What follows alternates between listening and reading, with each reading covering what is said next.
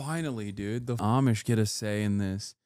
That's what I want to hear. I want to hear an Amish person's position on Trump's policies making the rich richer and the working class poorer. Good to meet you. Nice to meet you. When you're talking about like inflation in 20 Talk to me, Ezekiel.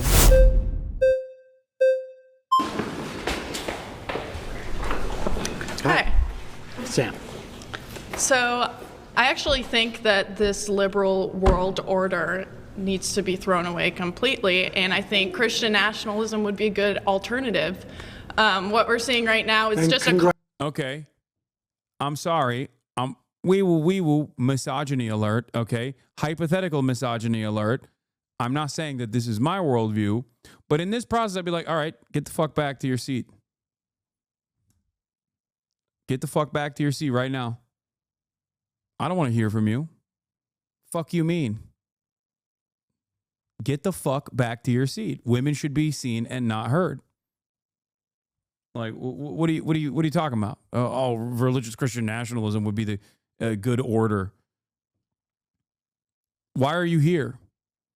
Frolicking about. Why are you here and not barefoot and pregnant in your home in the kitchen serving your man? Why are you talking to me? Why are you talking to cameras? Are you a witch? Are you a witch? What is this? Yeah, shoulders uncovered? Frolicking about like a harlot? What is this? Fuck you mean you want Christian nationalism? What are you talking about? The fuck is this? Well, what is this? Congratulations. Yeah, and thank you. And yeah. No.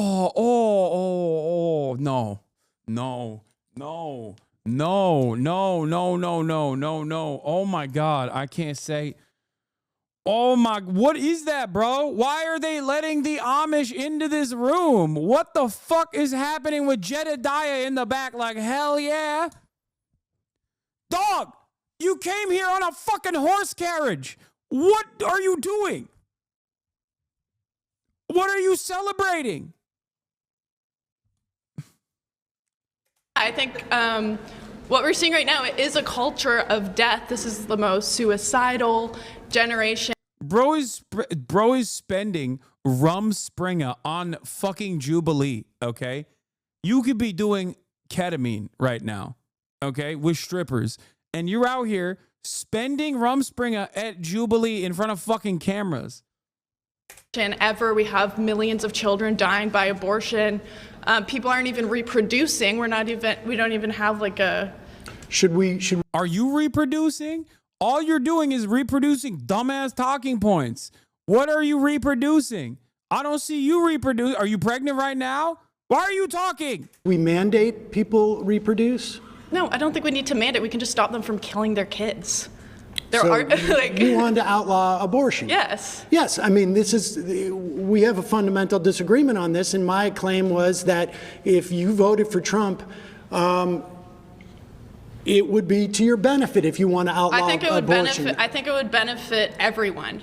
Yeah, I disagree. I think that that women should have the right to choose. I think that it would benefit everyone to bring back the family unit, to stop having women just thrown into the workforce. Maybe we shouldn't allow women to choose to divorce unless their husbands say it's okay. I mean, I don't really believe in divorce in general, so like, sure. All right. I mean, this I think though reinforces my point that if no, you don't believe it. You don't believe in the things that you're saying, or it's the second thing, which is even funnier. You're too stupid to recognize that you are actively spelling out your own demise. Like, you want society to be organized in a way that actively harms you. Okay?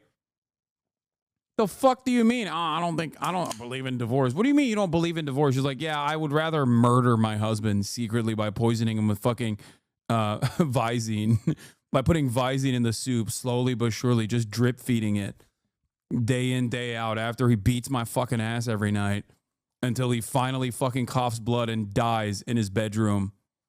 This is my alternative vision for divorce. Insanity. if you are But it would be better for society. It would be better for everybody in society.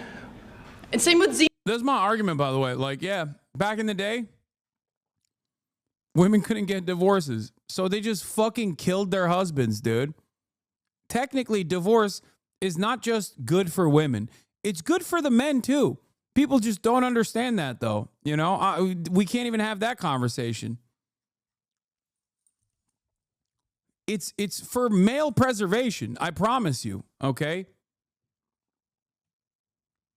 Yeah, by the way, they're not even arguing his claim. They're just straight up arguing that his claim is correct and that Christian nationalism is good. Which technically, I think Sam foolishly thought there would be people that go, oh, no, I mean, Christian nationalism, xenophobic nationalism, Christian fundamentalism, these are bad things. Like, I personally didn't think that every fucking Zoomer that was going to run up to the mic was going to be like, nah, shit, that shit's dope, dude. I love religious fundamentalism. That shit is poggers. It's sick. I'm so skibbity. I'm so phantom tax on fucking Christian nationalism. You have no idea. Like, I don't even think he was baiting. I think he wanted to entertain a good conversation amongst people who don't fit any of these categories, because he thought that the average Republican Zoomer that wants to go on a Jubilee video was probably going to have some semblance of normalcy, some interest in at least maintaining decency, and that they wouldn't have fucking said those things. They'd be defensive, and then Sam could just like cook them up.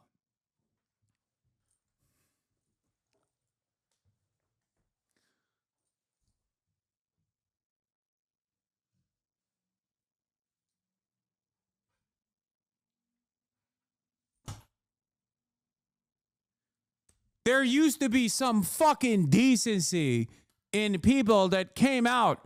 They would shelter their actual harmful opinions. They wouldn't just say it out loud. What the fuck is going on? Zoomers are worse than the generation prior. This is crazy. You should know better than to be like, no, conservatism to me is about being a fucking Nazi. Okay? What the hell? This is insane. She said, what's the problem with being a xenophobic nationalist, dude? To a Jewish man, nonetheless, but holy fuck. Yes. Nationalism is better. We should have a coherent culture. Everyone should be a part of the same culture. We should have assimilation. Which, do you get to choose what the culture is? We already have a dominant culture. What is based the dominant on culture? European and Christian values and identity. That is the dominant culture. White Christian, it's rooted in European identity. White. So your argument is that has been the dominant culture. Just to be. This is also such a funny thing to say for like Americans, especially. Ask the average European person how they feel about American culture, okay? Like, I doubt that they're like, oh yeah, those Americans, they're just like us. Hundreds of years of history and culture versus Amerifat dipshit eating burger. Yeah, just like me. Amazing. And we're not letting people assimilate to that. We're saying you should keep your culture, and this is why our culture is so divided. Your argument is that Trump is good for those who want a dominant white European culture. I mean, that is what America is. It's rooted in European identity and Christian values. That's what it has been. Would you really disagree with that? What is it then, if that's not the identity of America? Well, I think the identity of America... For the majority of time, America's been a country. You don't think that's been the identity? Well, actually, no. I think actually the identity of America has been, for better or for worse, a melting pot. Yeah, it's an amalgamation of all of the other, ironically enough, countries that America dominated that then bring those people over here. And actually, that amalgamation is one of the best aspects of America, if not the only good thing about America in general. She's not wrong. America has been very racist historically, Law. I know, but the inverse of that, the other side of that, is also the fact that, not having a singular focus on, I guess, like defining and maintaining some kind of like European colonial mindset has caused, or rather, as a consequence of maintaining some semblance of white supremacist European colonial mindset, America has become an amalgamation of all these different cultures. It's not a bad thing. It's actually a good thing. Part of the reason why America is also not run into the same generational trappings of other more xenophobic nations is directly a consequence of waves of migration. That's it. No, lib speak. It's not lib speak. There's obviously the bad, but there is a silver lining to this as well.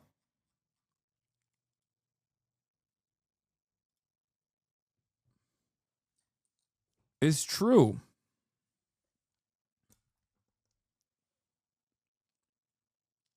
The Daily Wire does not disappoint. I'm impressed how aggressively these guys from Daily Wire are owning white nationalism and theocracy.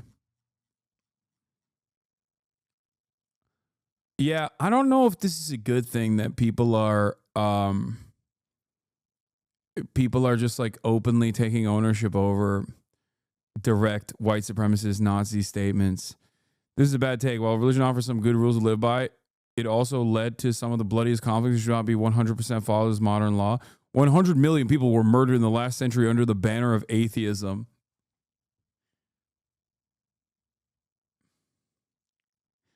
Black Book of Communism.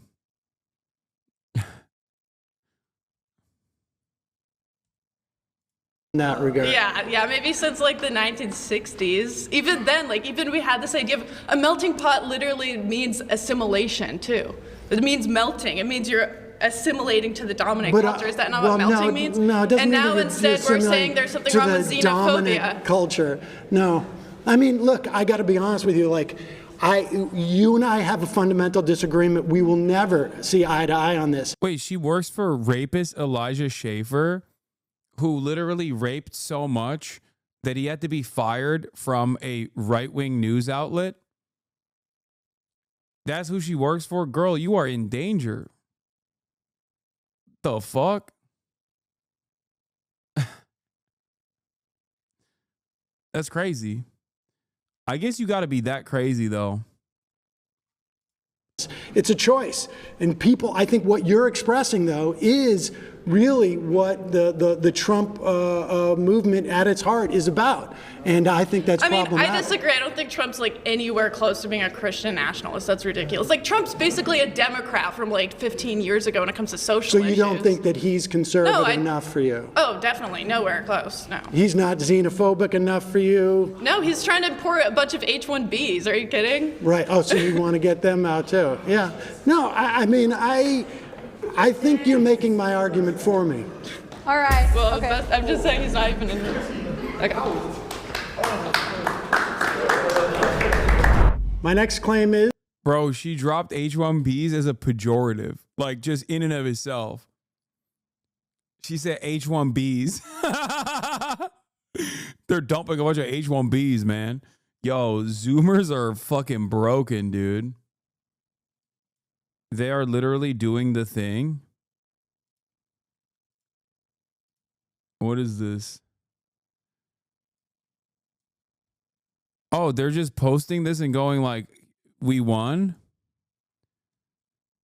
Like they're saying, you know, I said a bunch of racist shit and therefore I won. Like what? Town I grew up in Canada was 95% white. Anyone who wasn't white was culturally assimilated. Now they turned a church in my neighborhood into a mosque. And when you go to the park, there are families with 50 beers to their toes chattering in a language I can't understand. I don't think there's anything wrong with me feeling uncomfortable about this. It's not that I hate anyone.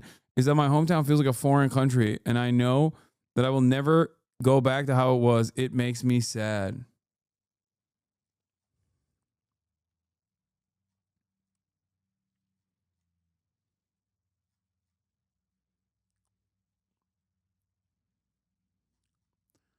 I hope they build more mosques in our town, honestly.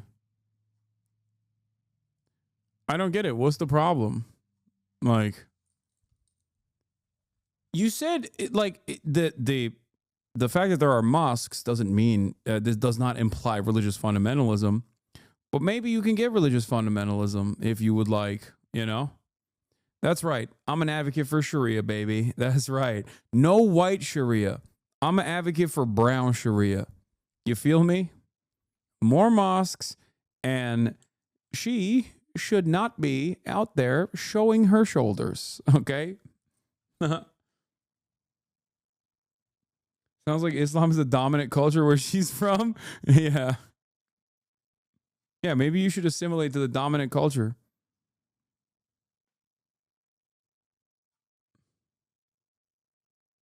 Is the GOP will destroy Social Security and health care.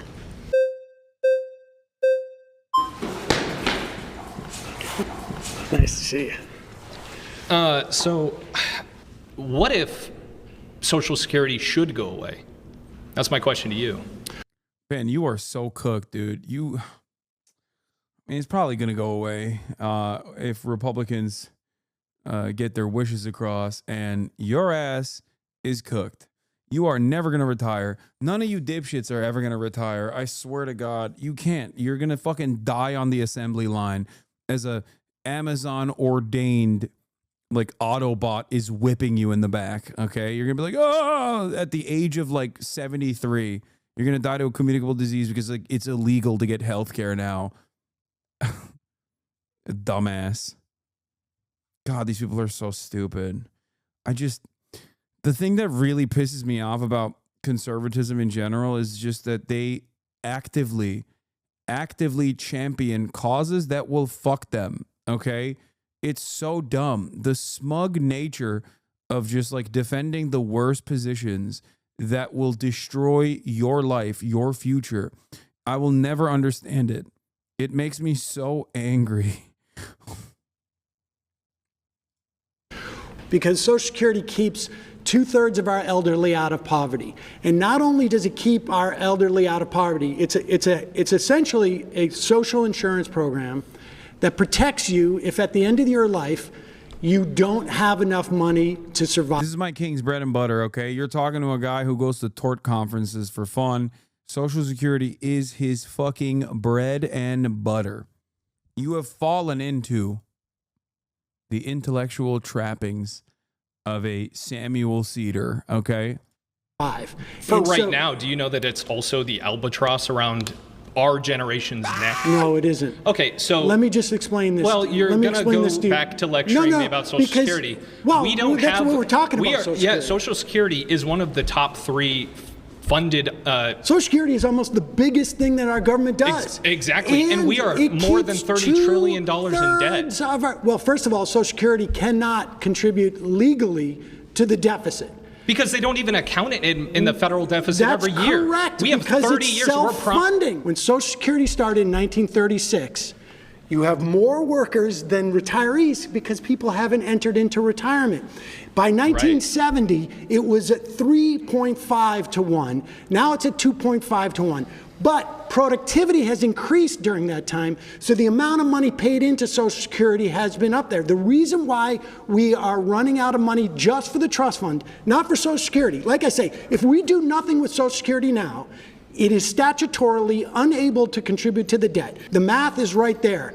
The reason why the trust fund is running out is because wealth inequality has hoarded so much money above the cap. You don't think it's because the government does a terrible job managing their money? They have a huge spending problem, and they go, oh, look at all this money we have for Social Security that's earmarked for 60 years from now that we're just going to spend on something right now. 40 years ago, they predicted this. This is an actuarial table. Accountants sit there and look at it. This is a very easy math problem. Accountants in the government are always right? That's totally the thing that you're saying? That they're always correct about money, right? That's why we have a $40 trillion debt problem. The problem isn't the math with the $40 trillion debt problem. It's you have tax It's cuts. the spending problem. I totally agree with you, which Social I would argue is Security- part of why Social Security's gone in the hole already. That's simply not true. Oh, okay. So we're out of money from If the Social trust- Security bucket. No. Statutorily, by that I mean by law, Social Security pays for itself. If we do nothing, The 6.2% that your employer and your employee pays into it will pay out 78% of benefits starting in 2033. And why is it going down? If everything's so much better, why is it only 78%? If we raise the cap, there's a cap right now at $176,000. So for instance, if you make $100,000, you pay $6,200 into that. A year, a year. But if you make $4 million, do you know how much money you pay into Social Security? $6,200. And so why should wealthy people hang on? Why should wealthy people pay more? I don't know. That's just how progressive taxation works. It's like kind of the entire point of our tax structure. It's a good thing because they have more money. What are you going to do with the money when you fucking die? Wealth inequality is a major problem, don't you think? I thought these guys were populists.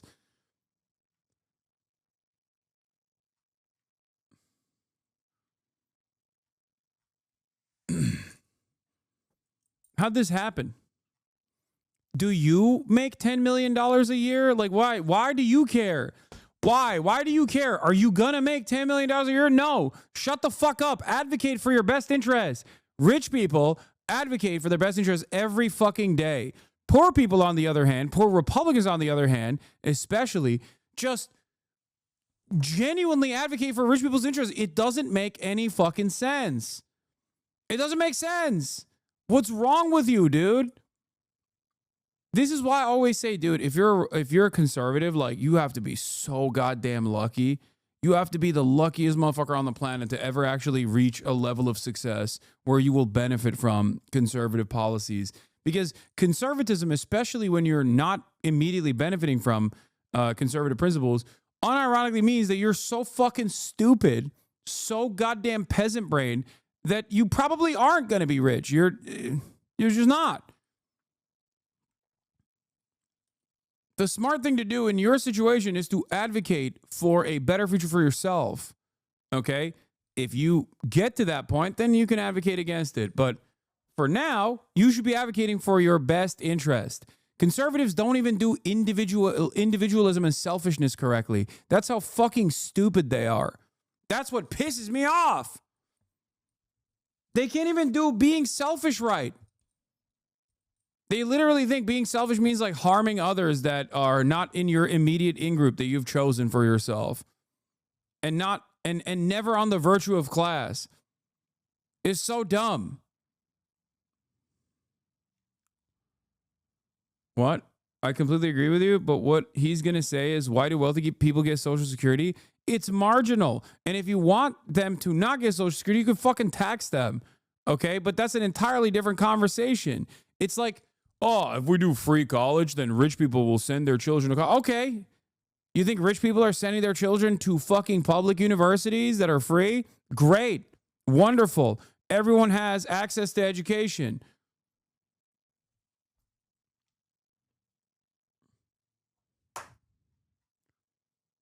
It's so dumb where people are like, oh, I don't want there to be any publicly funded programs because rich people will take advantage of them, is the most idiotic argument of all time. Okay. One, they don't. And two, who cares if they did? They are paying for it. Why the fuck do you care? Why do you care? Well, the reality is you don't care. You just think it's a good argument, but it's not a good argument.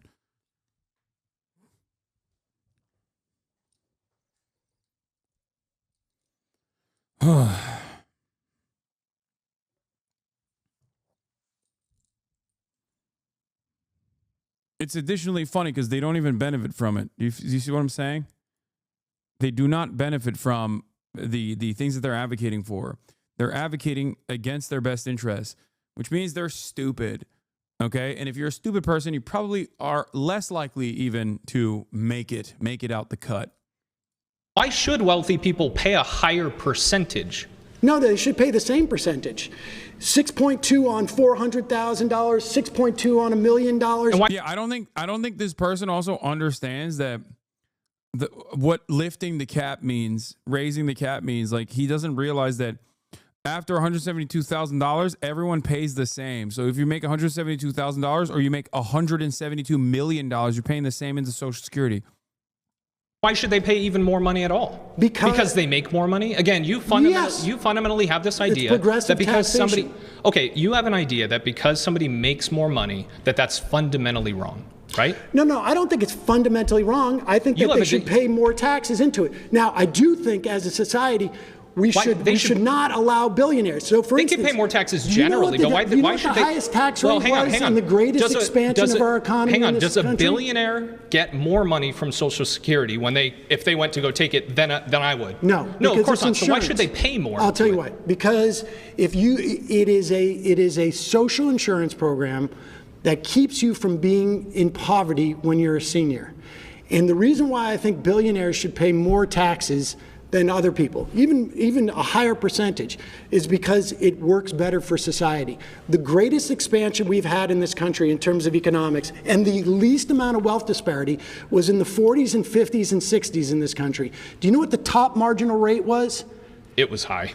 Do you know what it was? I don't know the exact number, but if you made over $470,000 in 1955, every dollar you would make above that was taxed at 90%. So I have a question. 90 cents on every dollar was taxed above 470. So if we had in today's dollars, which is wild, by the way. But it's also the greatest expansion we had of the economy. Yeah, you can expand for a time, and then you see places. You see like Nordic countries that were like, oh, let's tax the hell out of our rich people, right? And then they go, whoops, we messed up. We can't actually live off of our terrible. We basically are able to live off our economic boom that they had between like the 40s and the 90s, and then we have to revert all of that because we made a terrible choice and we were able to have a party for 50 years until we realized we ran through all the money that capitalism got us. So let me ask you real quick. So the average person, right? Right now they fundamentally look at Social Security, young people like me, and they go, I'm going to have that money sitting waiting for me when I retire. Since your opinion is whatever works best for the average person is better, wouldn't you rather shift towards something that I would agree with, which is getting people that are 19, 20 years old into funding their own retirement rather than relying on other people to fund it for them? You're talking like the 401k. Sure. Dude, why didn't I think of that? Yeah, that's an incredible idea, man. Okay, I have another one. Okay, how about instead of investing it, instead of taking a percentage of your income and putting it into your 401k, you put it into like this holdover in the federal government, okay? And instead of getting fucked over by market volatility, considering that many chatters are probably currently checking their 401k accounts and seeing all red at this moment due to Trump's insane nature and his back and forth attitude on tariffs, a real will they, won't they. Instead of that, how about we just give it, I don't know, we just like put it in an area, we just put it in a space, let's say. I don't want to say anything else. We just kind of give it to a holdover area that and then you can collect it back because it's actively being refunded by other people that are paying for it. You know, like a trust of sorts. What's a secure place that you could do that with that is not subject to like the volatile market conditions? Like maybe, I mean, it could be like it would offer security, right? It would offer like a lot of security because like this is very important, and I guess we could technically socialize it, you know, like a social security. I think that's a good idea. What do you guys think? Like a security for a future society, like a social one. I don't know. Well, not just a 401k, but for IRAs, any other type of retirement. Would you agree? Would we agree with that? Social Security was set up as part of a three-legged stool where back in the day, when I was a kid, we had defined benefit pensions, where you'd know how much money you would get out. Yeah. That all shifted in the 80s to defined contribution, where you know how much you put in. The 401k started during that Reagan era. It has been a disaster because the fact of the matter, for better or for worse, People just don't save in the way that you're talking about. Why? It would be nice if they could. If the government were changing the mindset and actually pushing that cultural so you want to just change the mindset. Yeah, no, I feel like that's not going to work, considering what Sam Cedar is saying, which is exactly the argument that they made back then, and it's been an abject failure. I think we should do the other thing that everybody likes and wants to maintain. And there's a very easy fix, it seems. Shift towards, we're not just going to hand you money when you're 65. You have to plan for it right now. We've had a 40-year experiment with that, the government affecting the culture. You're not handing people money when they're over the age of 65. You're paying into it. Mindset, and it failed. We've had a 40-year experiment of everybody. You know what my parents say? Do you know what grandparents say? They go, "Well, I'm just waiting for my social security check to come in," rather than I have $800,000 waiting for me because I thought. Oh my God, dude. Oh my God. Conservatism and infantile disorder. I swear to fucking God. Okay. Holy fuck, dude. Dude, everyone could have $800,000 in their pocket if they did Sigma Grindset in the market, dude. Market movements, baby. I'm moving my money. If everyone became a fucking day trader, okay, like we would all be rich, dude. What the fuck? That's so dumb. I thought about it when I was 19 and 20 because I didn't have this grab bag of money waiting for me. You're assuming that young people. I try and tell my kids. So we agree. We should get rid of Social Security and phase it out. Well, no. So we should phase out. How would you? That's so dumb. You can still do that without Social Security, you fucking moron. You can do that alongside Social Security. Does he think that Social Security can't exist? And if Social Security exists, like people won't, put aside money culturally in the market? Like, what the fuck?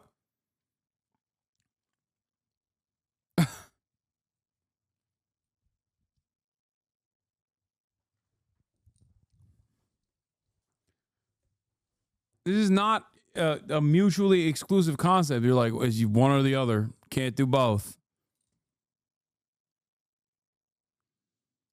Listen to this idea. You phase out Social Security to where people who have 5 years left before they retire get 100% of the benefits. And then people like me who have 40 years until we retire, dude, I'm not going to get it. I'm going to get screwed either way. No, you you're really not. think I'm going to get Social Security someday? I guarantee you, at the very least, you're going to get 78% of your benefits. That's awesome. I'll get $9,000 a year. That's great. In calling for our government to increase the cap, in fact, get rid of the cap, then your grandkids will get Social Security. I would much rather, and again, maybe we'll just disagree, but I would much rather result to, hey, 20-year-olds, please save for your own retirement, invest for your own retirement, because the government is bad at dealing with money. And what happens Don't rely if they on them.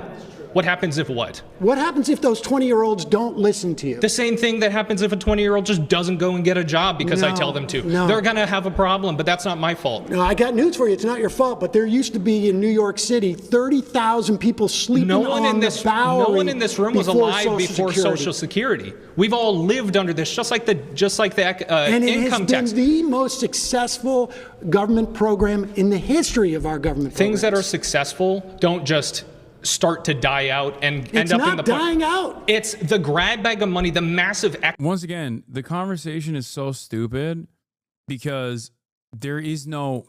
Like, he is just refusing to recognize key parts of it, right? Like, he refuses to recognize the solution for funding Social Security further. And he also acts as though it's going to go insolvent, like it's just going to go bankrupt at a certain point when that's not the case. And it's just like, how can you have a conversation with a person like that? I just don't understand it. It makes no sense. Excess that was there in the early years because of the 42-to-1 beneficiary. There wasn't a massive excess in 1936. 42-to-1 is a massive excess. There weren't that many people who had entered into the Social Security program. And the fact that in 1970 it was 3.5 workers to 1. Now it's 2.5, but productivity has increased it. I've told you why the Social Security Trust Fund is running out. It is because of wealth disparity.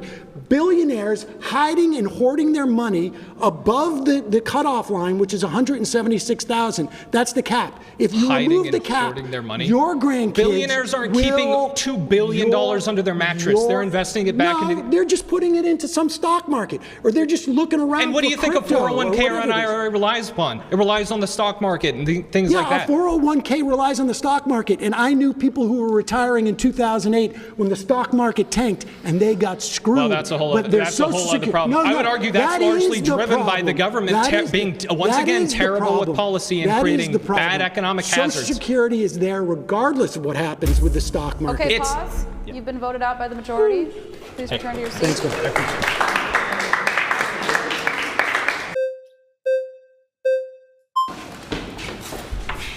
Micah. Hey, Micah. Good evening, Sam. Nice to meet you. There's an idea that you have that basically government can kind of fix all these problems, right? If you didn't save for retirement, well, then the government can just come in, swoop in, and save you from that. Well, not swoop in. It starts on literally the day you get your Social Security. Sure. It swoops in once you retire, right? Once you can. Well, you pay into it. Right, exactly.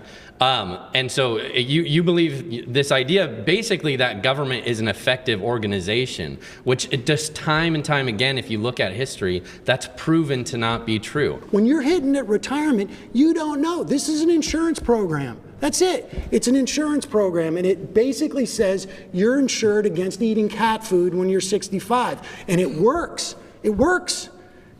No, it doesn't. You should have, well, one. What do you mean it doesn't? Yeah, it does. Explain why it doesn't. You should have your own personal. How doesn't it work?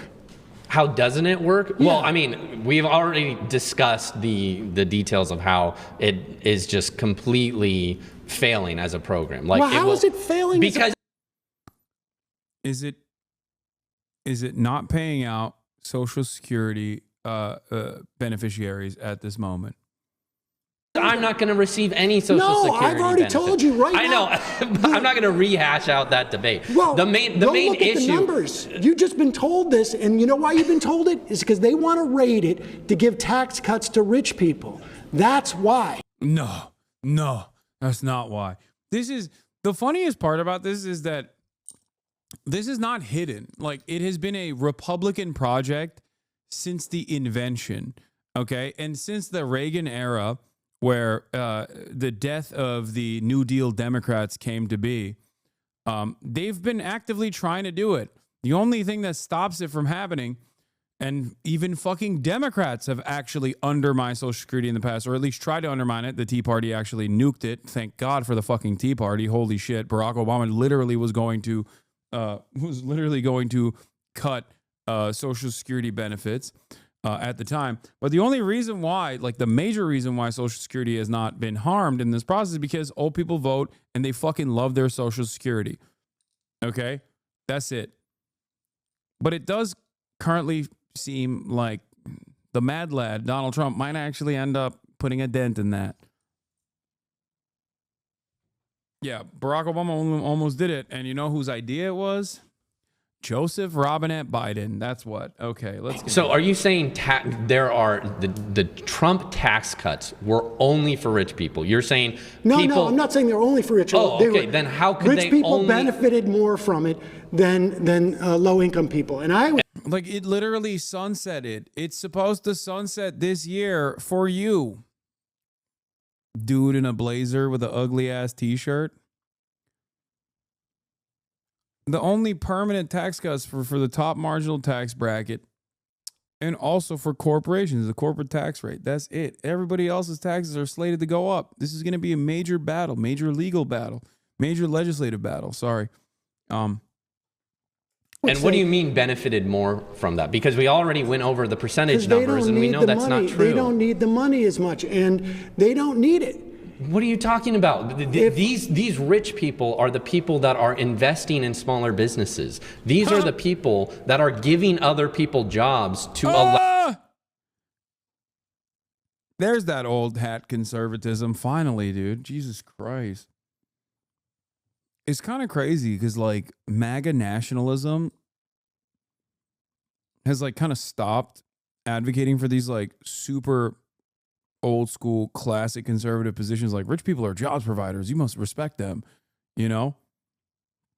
I think with growing income inequality, Republicans basically realize like they can't get away with that kind of sentiment any longer.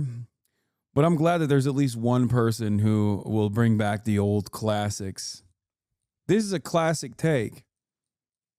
Okay. Oh, wealth will trickle down, dude. Rich people are glorious. They're the jobs providers. They're the jobs creators. Excuse me. Put some respect on it. What do you mean they don't need the money? Yeah, rich people don't use money or bring it back into the economy in the same fucking ways that poor people do. That's it. They park it. And then they benefit greatly from the unequal system of capital accumulation. And they get taxed less for it. And there's also on top of that additional methods of simply borrowing against your pre-existing assets, loans with even lower interest rates. Instead of a tax at that point, you're just offering a incredibly low, depending on how wealthy you are, an incredibly low interest rate. That is the tax that you're paying, but instead of paying it to the government, you're paying it to a fucking bank. And then just keep doing that over and over again. This is non-taxable because it's a loan. And you die. Buy, borrow, die. Allow them to provide for their family. Okay, Listen, pause. I go for it.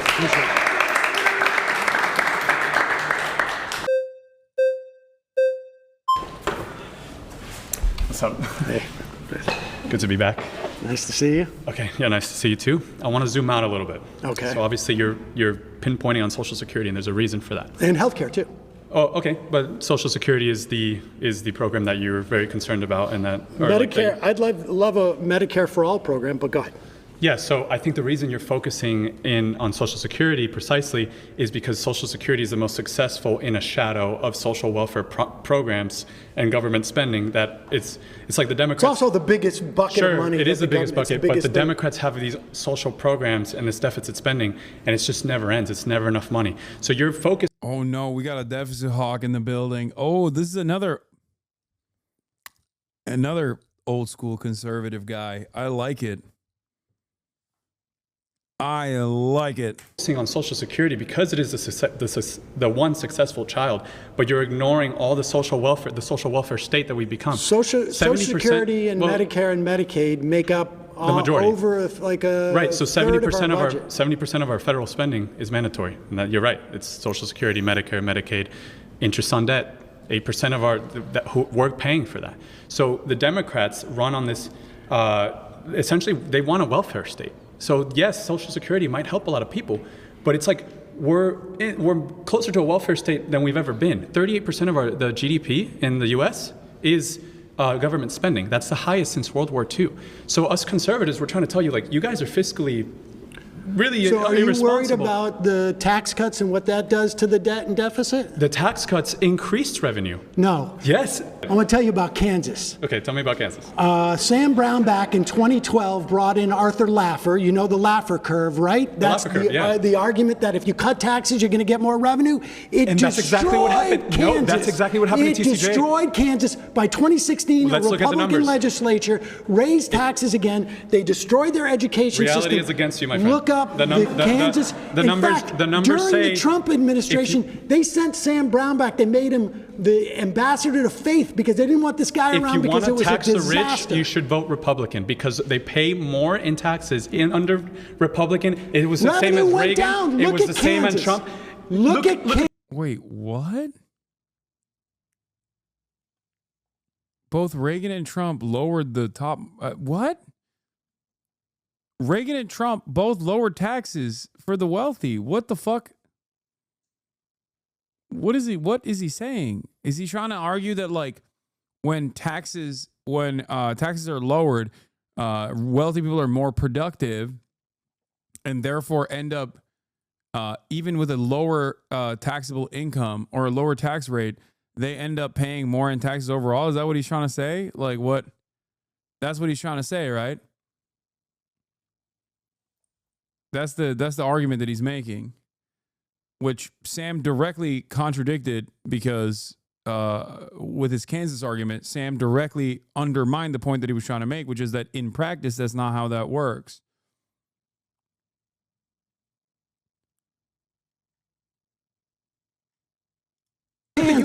Look at the U.S. We have the numbers for this. It was the perfect Obama's experiment. best year, It destroyed federal income Kansas. revenue, is pales in comparison to Trump's worst year. Do you get what I'm saying? Does more taxes necessarily equate to more revenue? Yes. No, that's where you're wrong. So if you look at TCJA, and I'll say the numbers again, the top 1% paid more into the system. GDP grew, wages grew 3% year over year under TCJA. So when you're saying tax the rich, it sounds like you're actually a Republican. You just don't know it yet.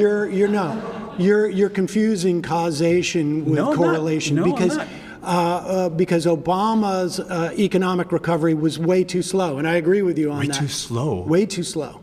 When you have tons of stimulus, what you're doing is you're creating the Great Depression for the bottom 90%. All the assets inflate. So who does that benefit? Your policies benefit the 1%. Inflation disproportionately benefits the 1%. It's an immoral tax on the poor. Listen, and that's exactly what happens when they stimulate. Inflation was not a function of monetary stimulus. It absolutely was. They increased the money supply by $6 trillion. No, I understand they did that. I understand they did that, and they could pull it back on taxes with the wealthy if they wanted to. You're making an argument for higher taxation. Do you think taxing people makes the country wealthier? Is that what you think?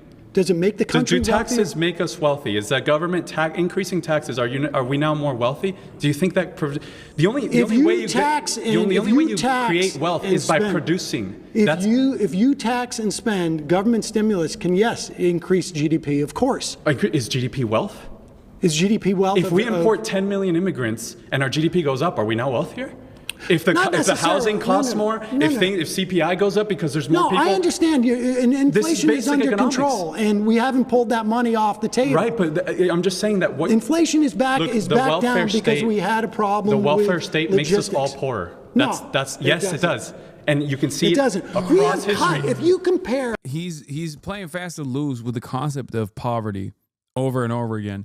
On the one hand, he's not wrong when he says an increase in GDP does not necessarily mean that everyone is wealthy, but also simultaneously he does point to an increase in GDP as wealth growing. Here, I'll explain it as such. In the K-shaped recovery after COVID, the wealthy put billions of dollars of wealth directly into their fucking pockets. Okay, their net worths exploded. Their net worths grew. That, especially if they're American billionaires, means that the overall American wealth grew. But that didn't necessarily trickle down to the fucking American poor. Redistributive tax policies are supposed to literally take the money from the tippy top and give it back to the working poor in ways that meaningfully improve their lives. That's it. He starts the argument with taxes are bad because it decreases revenue, but then says stimulus is bad because it increases revenue. Yeah, I'm saying that he on the one hand says that the overall wealth growing is good, but then simultaneously says GDP with the overall wealth growing is actually bad because it doesn't yield any sort of material benefits for the 99%, which is why this argument doesn't fucking make sense. You haven't established, once again, an understanding of what the government is supposed to do. I think the government's primary directive is to improve the material wealth of every single citizen, not just the tippy top.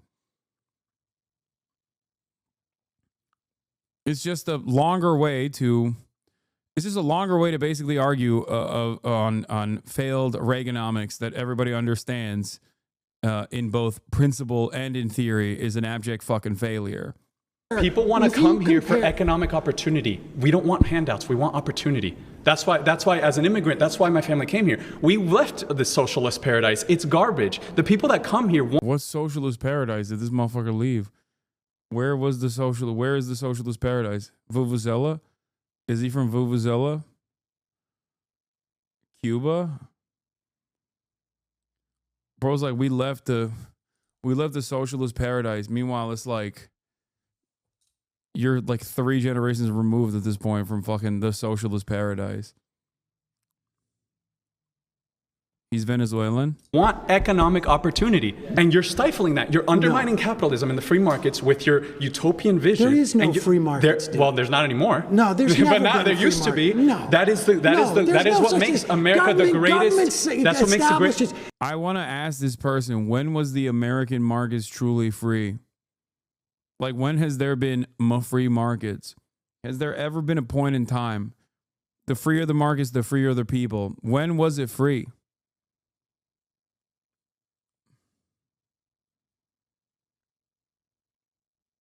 Like, I guess pre-New Deal, maybe?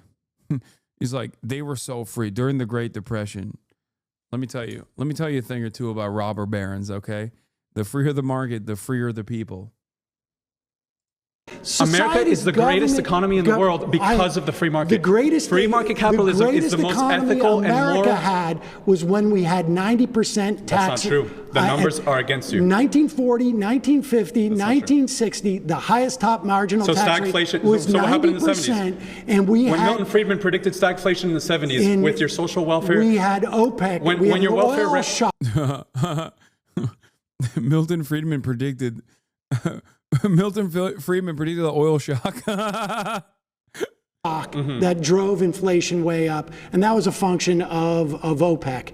But in the 1940s, 1950s, and 1960s, highest top marginal tax rate was 90%. We had wealth inequality shrink. We had something called the Great Compression, and more people enjoyed. Damn. He said we had post-World War II Industrial Revolution. Seems to me like you want centralized planning, incredibly high rates of taxation, and to get dumb bitches like you back to fucking work, okay? Because guess what, dude? If you say, oh, it's the fucking post-World War II Industrial Revolution, guess what, dude? That is America at its closest to the USSR or communism. Obviously not entirely, but if you're talking about like the war economy or post-World War II economy, yeah, that is literally the closest we were to a centrally planned economy. I would love to get back to that. And instead of, building war machines or whatever, I would like to, build things that matter, build things that are good. Free markets. I mean, wait, is he also a free trade advocate? Like, I don't understand. I wonder. Post-World War II Industrial Revolution, we were producing more than every other country. It's because we were producing more than every other country. That's what creates wealth. And production. We were doing that with a 90% tax rate on the wealthiest individuals. When Reagan came in and brought it down, the top 1% paid more. Can you believe that? No. Do you know that federal income tax? Wait. You know federal income tax? I don't get it. Like, he keeps talking about the benefits of manufacturing in the United States of America. But also then hypes up Ronald Reagan. I mean, is he like a anti-NAFTA free market person? Like, what? Why are you giving Zio liberal Sammy screen time on the show? Are you a leftist? Isn't there more important things to talk about than this spectacle? That's the easiest ban of my life. 6-month subscriber. Insane statement. Okay, fuck yourself.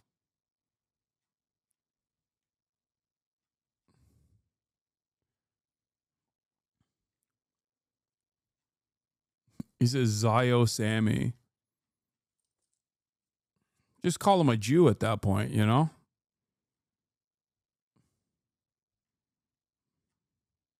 Freak. It was when it was established. You're talking about the Laffer curve, and I'm telling you to go look at here's my last Kansas. claim. When federal income tax in 1913, when it was established, was only targeted at the people making $100,000 and over. Now we don't even know, most people don't even know that. It's just a base tax. Why? Because the project. Did that chatter hurt your gringo sensibilities? Okay, I'm gonna give you a week off for that one. No, he did not. He was being a fucking freak. It's also weird, especially because Sam Cedar's position on Israel is if not identical to mine, fairly close. Yeah. Like we have some differences in opinion every now and then, especially, but not much.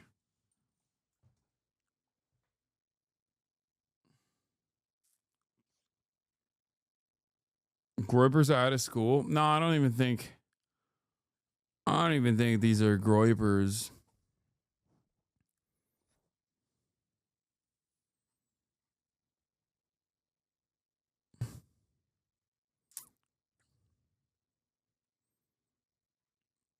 Actions that they had of taxing the rich didn't work out like they thought, because it doesn't work out. There's a ton of loopholes. The rich are smart. Like the rich people are smart. So focus on producing. Our top marginal rate still produced an effective tax rate that is double what it is today. 50% effective tax rate. Does not create more wealth. Yes. More taxes do not create. I don't know what you mean by wealth. I mean, wealth is very simple. It's production of goods and services. That's what wealth is. I think there's a strain of anti-woke lefties. Do they not realize I'm the wokest of them all? Like, what the fuck? I dressed up in a maid outfit, dog. Like, what can be more woke than that?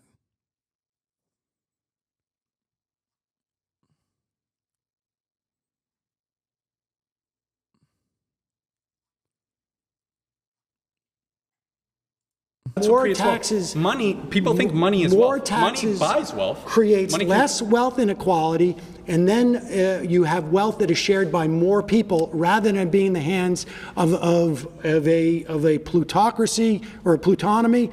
And then you get stuff like an oligarchy. We've seen what happens when you punish your top producers over and over again. They leave. They stop producing. The government, capital flight's a myth. No, it isn't. You cripple the economy. Guess what happens next? Wait. When did this happen in the country? When we had a 90% tax rate? It happens in every socialist country. This is the socialist playbook. They come in and they're like, guys. This is not a socialist country, and I'm not calling for socialism to have higher tax rates. It is more socialist than ever before. No, we have more social welfare span. The United States of America is more socialist than ever before.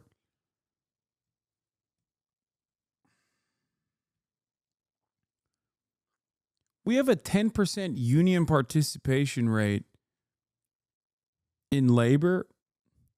And not only that, but also those numbers are still dwindling even after fucking 4 years of Brandonomics. The fuck do you mean, dude? And labor unions aren't even socialism to begin with. Jesus Christ, dude. No. GDP, I'll say it again, 38% of government spending, of GDP is government spending. We have more social welfare programs. And look at what happens, but how come we have all these programs and the black community is still living in poverty? What programs are you talking about that are geared towards the black community? We, during in 2021, what do you mean, what programs? we expended, hold on, in 2021. What do you mean, what programs? Hold on, how much money is enough? When is it enough? You have the richest country in the world. We offered $300. The way you guys think is just insane to me. Like, let me just finish this. All right, go ahead. In 2021, we extended the child tax credit, which is basically a payment, $300 per social welfare. Yes. We cut child poverty in 1 year by 45%. By 45%, but because no Republican would join the Democrats, and Kristen Sinema and Joe Manchin voted against this provision in Build Back. I'm talking 2021. From 2021 to 2022, we cut child poverty in this country by 45%. Look it up. I feel like when I look at it, I guarantee you, I will give you my phone number. You call me, and if I was wrong. All right, we'll call. I'll do it off camera. And you will see that we cut child poverty in a year by 45%. I'll look into your claim. All right, guys. All right. We'll talk after. Wait, he doesn't know. He didn't know that. Like even if you're a little bit interested in undermining the benefits of the American welfare state, as he claims, like that's a basic fact that you should know, that you should have a counter for. I mean, that's like, God damn, the Brandon admin truly did a number on not actually advocating for the things that they were that they were doing. It's kind of crazy. Like a competent Democratic Party would have been featuring that formatively. That would be like the first entry point into the conversation. And that Republicans would have to address it everywhere they go. Like, why do you care? Why do you want to increase child poverty? Why did you actively undermine and increase child poverty? The very fact that they were having to fight amongst themselves and also couldn't whip the votes for it, and also had to and never really attack the Republicans over it is abysmal messaging overall. Something that I talked about on Pod Save America as well. My next claim is Trump's policies make the rich richer and the working class poorer.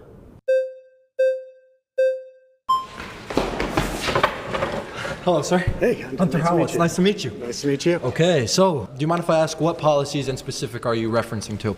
Tax cuts for the rich. I think his idea of tariffs on countries and the way that he's talking about will make people poorer. I think all. Hasan actively chooses to fight against his own cause in Palestine, using a platform to harass. Anissa can go F herself and so can Frogan? What? What are you fucking talking about, dude? I'm pretty sure Ethan exposed you as a radical and you're doing damage to your own cause. Hi, Hasan. Would you like to build a friendship instead of harassing? You're a sad story. When you apologize, you can come back. Anissa should apologize. Y'all don't know how to be friends. This is why war exists, Hasan. You're not a peacemaker, bad friend, bad hombre. You are isolating yourself. I'm pretty sure Ethan exposed you as a radical and you're doing damage to your own cause. You're scared. Huh?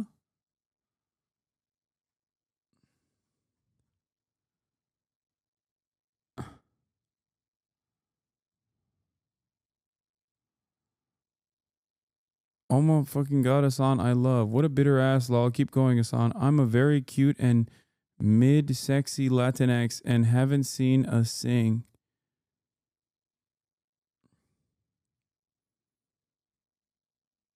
What the fuck?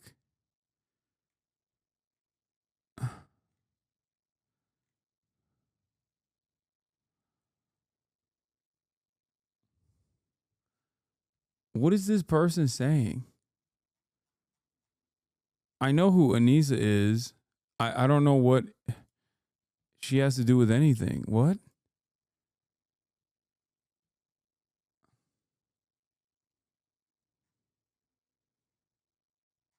What happened?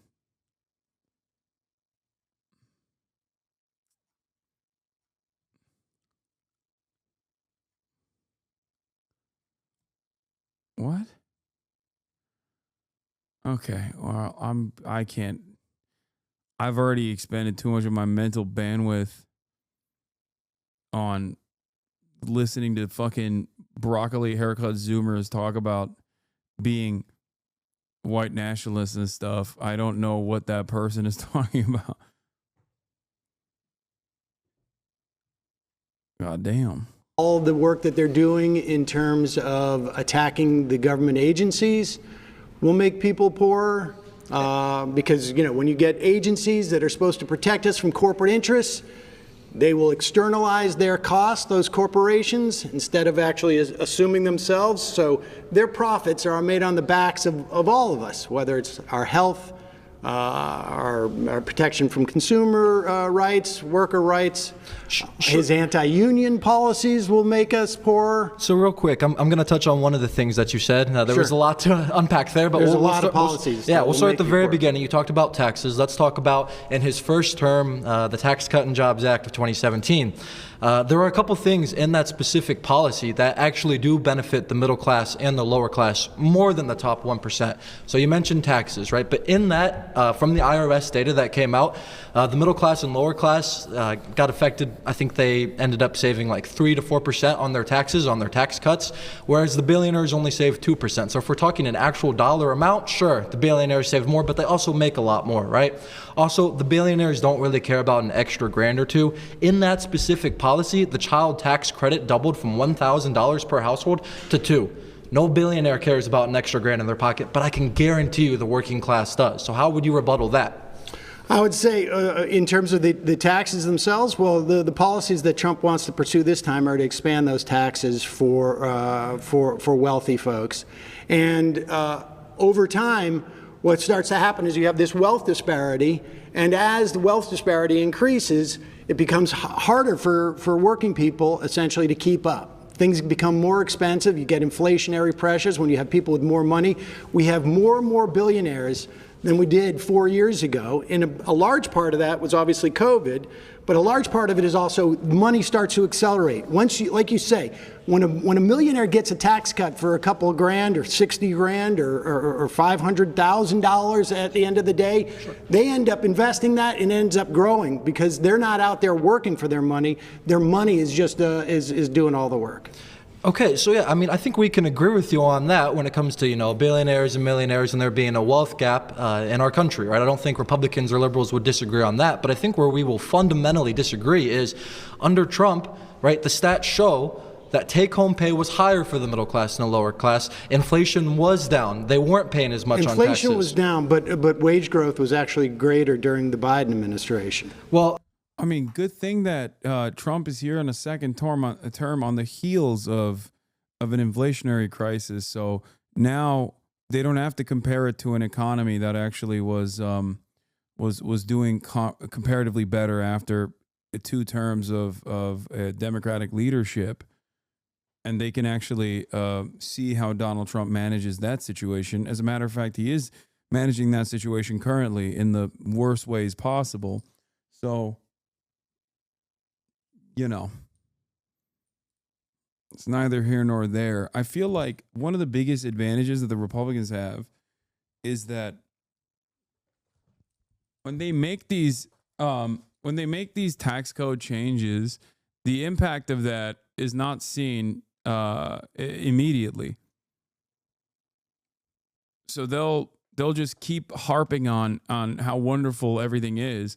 Meanwhile, things are just getting marginally worse. And the only direction that we go towards is more tax cuts for the wealthy. It's like the problem that wealth inequality, mass layoffs, an affordability crisis is born out of all of these regressive policies that the Republicans and also sometimes liberals both implement.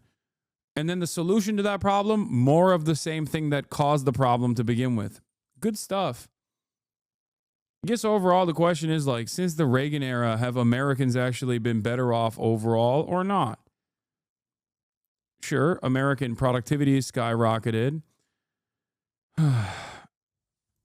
Sure, the GDP has grown.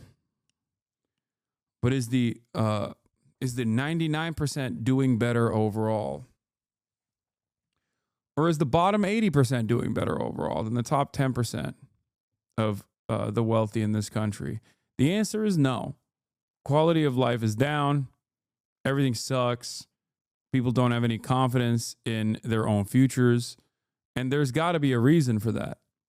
And the reason for that, Republicans look at that anger and resentment born out of this volatility and say, oh, it's because the federal government is funded too much. We should undermine it further. That's because due to COVID, when a lot of people lost jobs. No. I mean, I'm talking in percentage comparison between those 4 years and these past 4 years. Wage growth grew not from as a baseline on 2020, but I'm talking as a baseline from 2016. Interesting. Okay, well then another point that I want to talk on with you real quick is you talked about slashing government agencies, for instance, the Department of Government Efficiency. I'm sure you've heard about that a lot in the news. That's not a government agency. That's just some committee. It actually an executive order was signed to make DOJ an official government agency as of less than a week ago. So yeah, It is an official government agency. It's not. DOJ is not an official government agency. It just operates as like it operates under a Obama era agency. It's like supposed to be what is it, like the digital thing? So DOJ is not a full government agency. Yeah, it reorganized an existing group within the executive office of the president to form DOJ. Yeah. The U.S. Digital Service. Thank you. Obviously, when we're talking about money, we want people to be able to afford a house. We want them to be able to afford to raise a family, right? As a young man myself, I want to be able to grow up in America and be able to afford food one day, right? I mean, I can now, but continue that. And at the way things are going, it's unsustainable for people on the left, people on the right, people in the middle. So we have to come to a common ground on how to fix that. What's unsustainable? The fact that cost of living is increasing year after year. What does DOGE do to inhibit cost of living? Yeah, absolutely. So what DOGE is going to do, the Department of Government Efficiency, is slash a lot of the federal spending, right? So what happens when the feds... What spending is going to get cut? So I'm getting there. 1 second, sir. So what's going to happen is the Department of Government Efficiency is going to slash a lot of federal spending. What happens is the government, Republicans, Democrats alike, spend a bunch of money that, excuse my language, but it's nonsense, right? They spend it out here, they spend it out there. Be more specific. Here or there, are you talking about cutting defense? Because they're not going to cut defense. Well, for example, wait a second. Well, no. Let me finish. Okay. $175 billion to Ukraine, first and foremost. That was a bunch of nonsense. So we're going to talk about that, but we also have a bunch of other things in the Defense Department, as well as a bunch of DEI departments. Well, they're not touching, first of all, there are no DEI departments. That's completely false. Listen.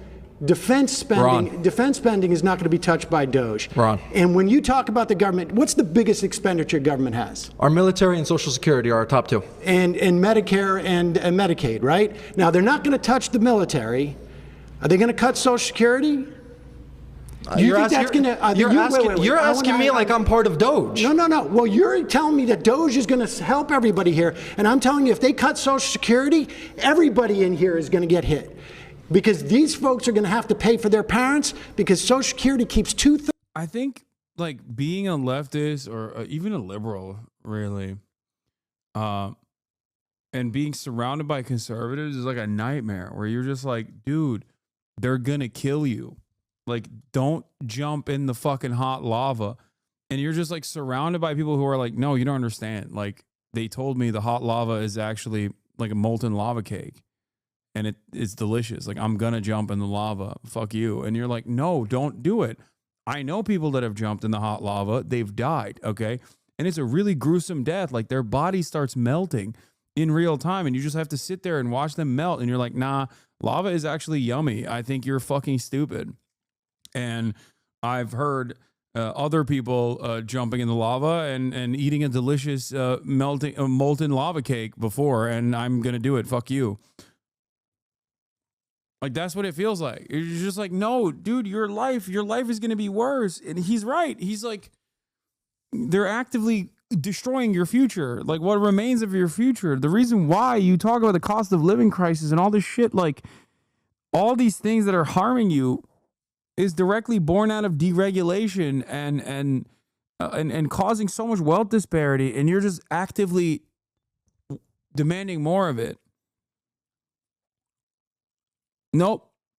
I'm going to jump in the fucking lava. Shut up, bitch.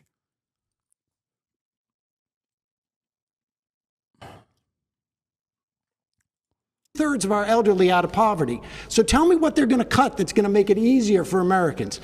I already did. What? I told you the $175 billion that we've sent to Ukraine. We're no longer going to So he's going to... So Donald Trump has signed an executive order. Boss, you've been voted out by the majority. Thank you, sir.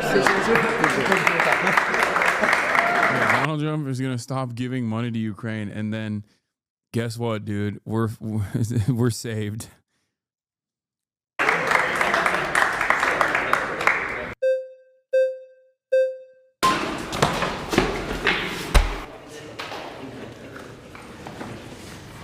Okay, so why did we see a higher increase in the top 1% paying as part of federal income revenue under TCJA? Why did we see a higher increase in the... So under TCJA, it was passed 2017, right. It was effective 2018. 2018 and onward, we actually saw the top 1% pay more. They had more of the federal income tax burden. They paid 45% as opposed to Obama. During Obama's tax plan, they only paid about 40 to 42% of the federal income tax. Because they got more money. Right, okay, so they got more money. They got richer. But why are they paying, and why did they get richer? So this goes on inflation that... I mean, that's my point, is the rich are getting richer. Right, but why would you say that they're getting richer? But you mentioned inflation? Or? No, they're not, well, I mean, I think that I do want to mention something, but like, San Fact Check is owned by a wealthy billionaire. You know, if you're feeling some type of way about some of the fact checks. Anyway, in the first term of the Trump administration, the share paid by the top 1% ranged from 39% to nearly 46%, as opposed to under the Obama administration, the taxes paid by the top 1% range from 35 to 39.5%. Okay? That is because the wealthy, the top 1%, accumulated more wealth in the process. That hasn't even changed, really. And that's probably going to still continue. If the bottom 99% have more wealth overall, they would contribute a higher percentage to. This is not individual tax burdens. Okay? This is not an effective tax rate. They're not talking, don't get tricked by these percentages. They're not talking about the effective tax rate to the individual in the top tax bracket. What they're talking about is what the 1%, the top 1% of wealth, and how much they paid in taxes overall, as an overall percentage of income tax. Okay? This is not an appropriate metric of the overall taxes that were accumulated in the process, and it is a very deceptive, underhanded way to approach the subject matter. If your argument is about destroying wealth inequality and bringing back some kind of parity, okay, this is an awful metric to look at, because this basically proves Sam Cedars' point, which is that, yes, the top 1% grew wealthier and wealthier. And in the process, as they were growing wealthier and wealthier, the amount that they contributed to the coffers in the lower tax rate that they got was higher overall. But the reality of the matter is, in terms of the effective tax rate at the end of the year for a wealthy person, that percentage is incredibly low and gotten even lower. The effective tax rate for you as the average American is like close to 50%, whereas the effective tax rate for someone like Warren Buffett is like what, 0.06 or some shit like that. So overall, this number doesn't mean anything other than the fact that, yes, the top 1% became wealthier overall and therefore contributed to the overall sum in a higher percentage.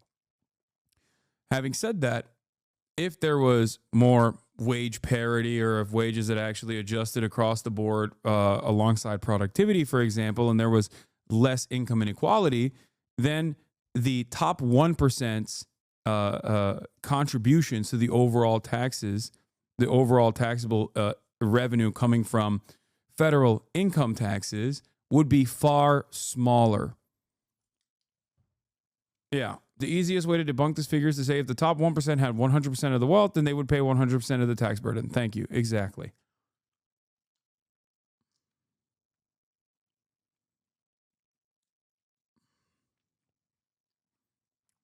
Inflation? No, they're not. Well, I mean, I think that the inflation, to the extent that there was money that wasn't a function of like logistics and other problems that we had during COVID, yeah, the rich got richer. Not all inflation is a function of monetary inflation. That's true, but when we look at COVID and we can see that they increased the money supply by 40%, they added $6 trillion, and you have a Federal Reserve System that's doing quantitative easing and pumping stimulus into the economy, you can attribute that to left-wing policy. The entire Federal Reserve System is Keynesian economics. Those are very left-wing. Well, I can tell you this: inflation went up in Western European countries at the same rates that it did. That had stimulus. No. They didn't have the same level of stimulus that we did. No, they did. They absolutely did. They did. You can look at Japan. Yeah, I hear this topic all the time from the Democrats. They say, "Oh, inflation was global." Not true. China never went above 3% inflation during all of COVID, and they were actually they were under deflationary pressures. Japan, which is part of the G7, was also never had deflationary pressures. They never had inflation increase. The only countries that had inflation increase. In Western Europe, you could see inflation. Well, you could England, Germany, Italy, France. They didn't stimulate as much as we did. It wasn't monetary inflation. If you look at the cost of goods and logistics that got screwed up because of COVID. So let's look at the reason. All international trade, because we're the world reserve currency, is done in U.S. dollars. Because we experience it, domestic inflation was high. So dude, these fact checks are wasn't coming monetary in so fast. In a study of advanced economies, the inflation rate at least doubled from early 2010 to early 2022 in 37 of the 44 countries. In 16 countries, the inflation rate quadrupled. Okay, so that's 1 point for Sam. Inflation. If you look at the second, all international trade, because we're the world reserve. China's annual inflation rate has been below 3% since May 2020. Japan suffered from economic stagnation from 1990s through 2021, resulting in deflation. It is often called Japan's lost decades. Japan is not an adequate comparison, and neither is China. Obviously, our economy is closer to Western European nations, which did see tremendous rates of inflation.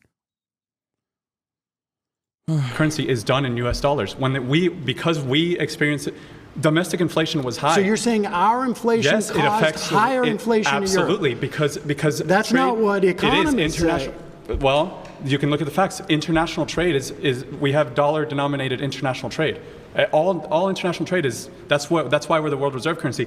You guys claim that the U.S. recovered faster than anybody else. It's like, well, it did. It's because we have a privilege of being the world reserve currency, and we export our inflation. Like the strength. We export our inflation. Yeah, and let me explain that. The U.S. dollar is the most safe asset in the world.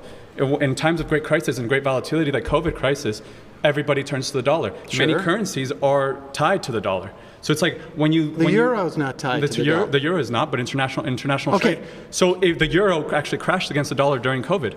The euro used to be above the dollar. I'm unclear what your point is. My point is that the inflation is caused by left-wing policies. So inflation was caused by, you're saying... supply shock and pumping trillions of dollars into the economy. First of all, you understand that the Federal Reserve... Inflation is never caused famously by any fiscal policy, because the only fiscal policy that ever happens is not leftist fiscal policy, but right-wing fiscal policy, which is tax cuts. Inflation can only be caused by monetary policy, which this guy is saying is leftist, okay? Printing money is a leftist principle. That's it. Tax cuts are also inflationary, but of course he won't recognize that, or he won't mention that, because that would undercut the point that he's trying to make, which is that leftist policies are what is causing inflation. Yeah, famous socialist Jerome Powell and his fucking and his inflationary policies.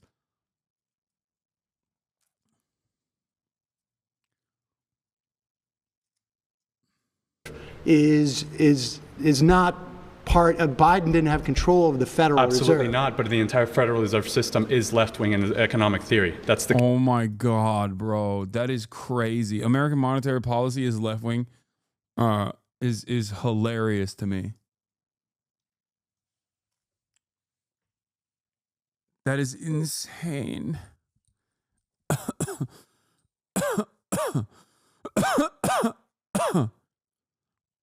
JD Powell equals JD Pond.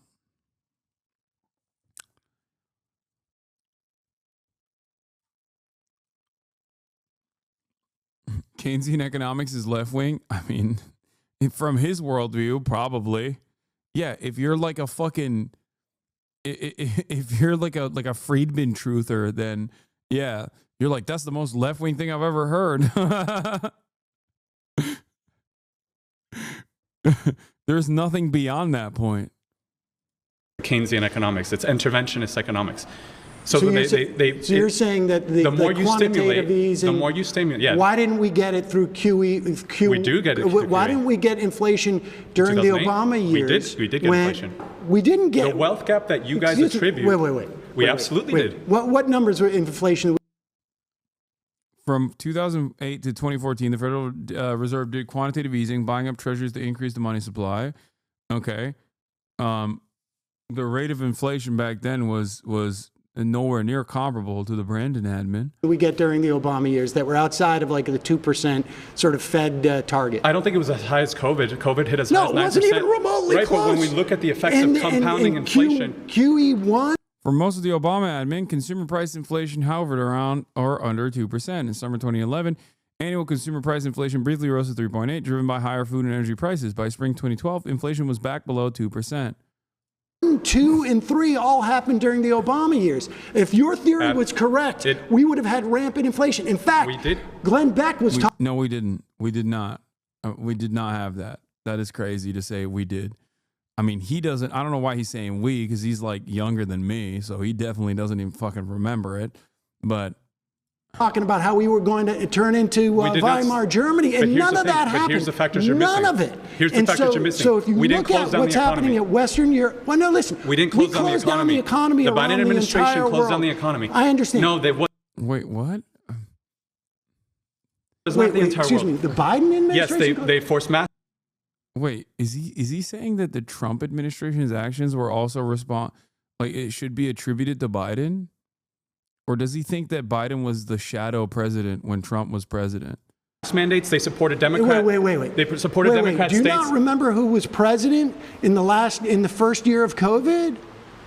What? Yeah, it was Trump. I'm not right. So I'm not saying Trump had a role in this, but I'm saying. Well, wait a second. By the time in 2021, the economy was. See, you don't understand. Jerome Powell is famously a Maoist, and he was actually not appointed. He didn't rise to power as a Maoist under Trump. He was actually under the secret mind control of the other Maoist, Brandon. Okay. All decisions made during COVID in an effort to do COVID recovery was actually the Brandonian mind control. Okay. All the printing, all the money printing, all that. That was actually Brandonian Maoist mind control. This is Mao Zedong thought. Mao Zedong Brandonist thought. Do you understand?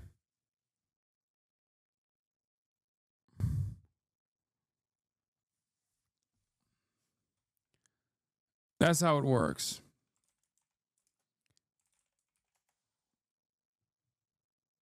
That's it.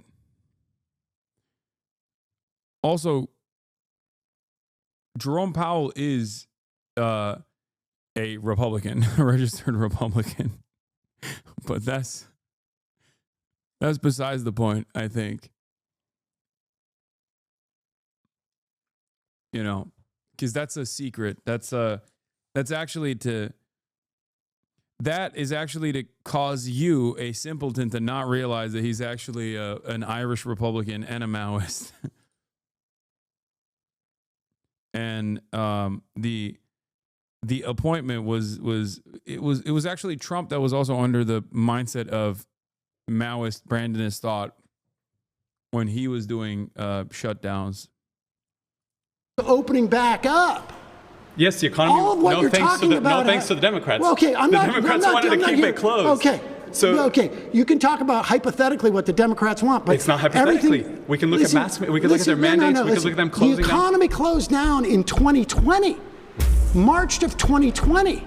Well, okay, sure. Donald Trump was president. Pause. You've been voted out by the majority. Please return to your seat.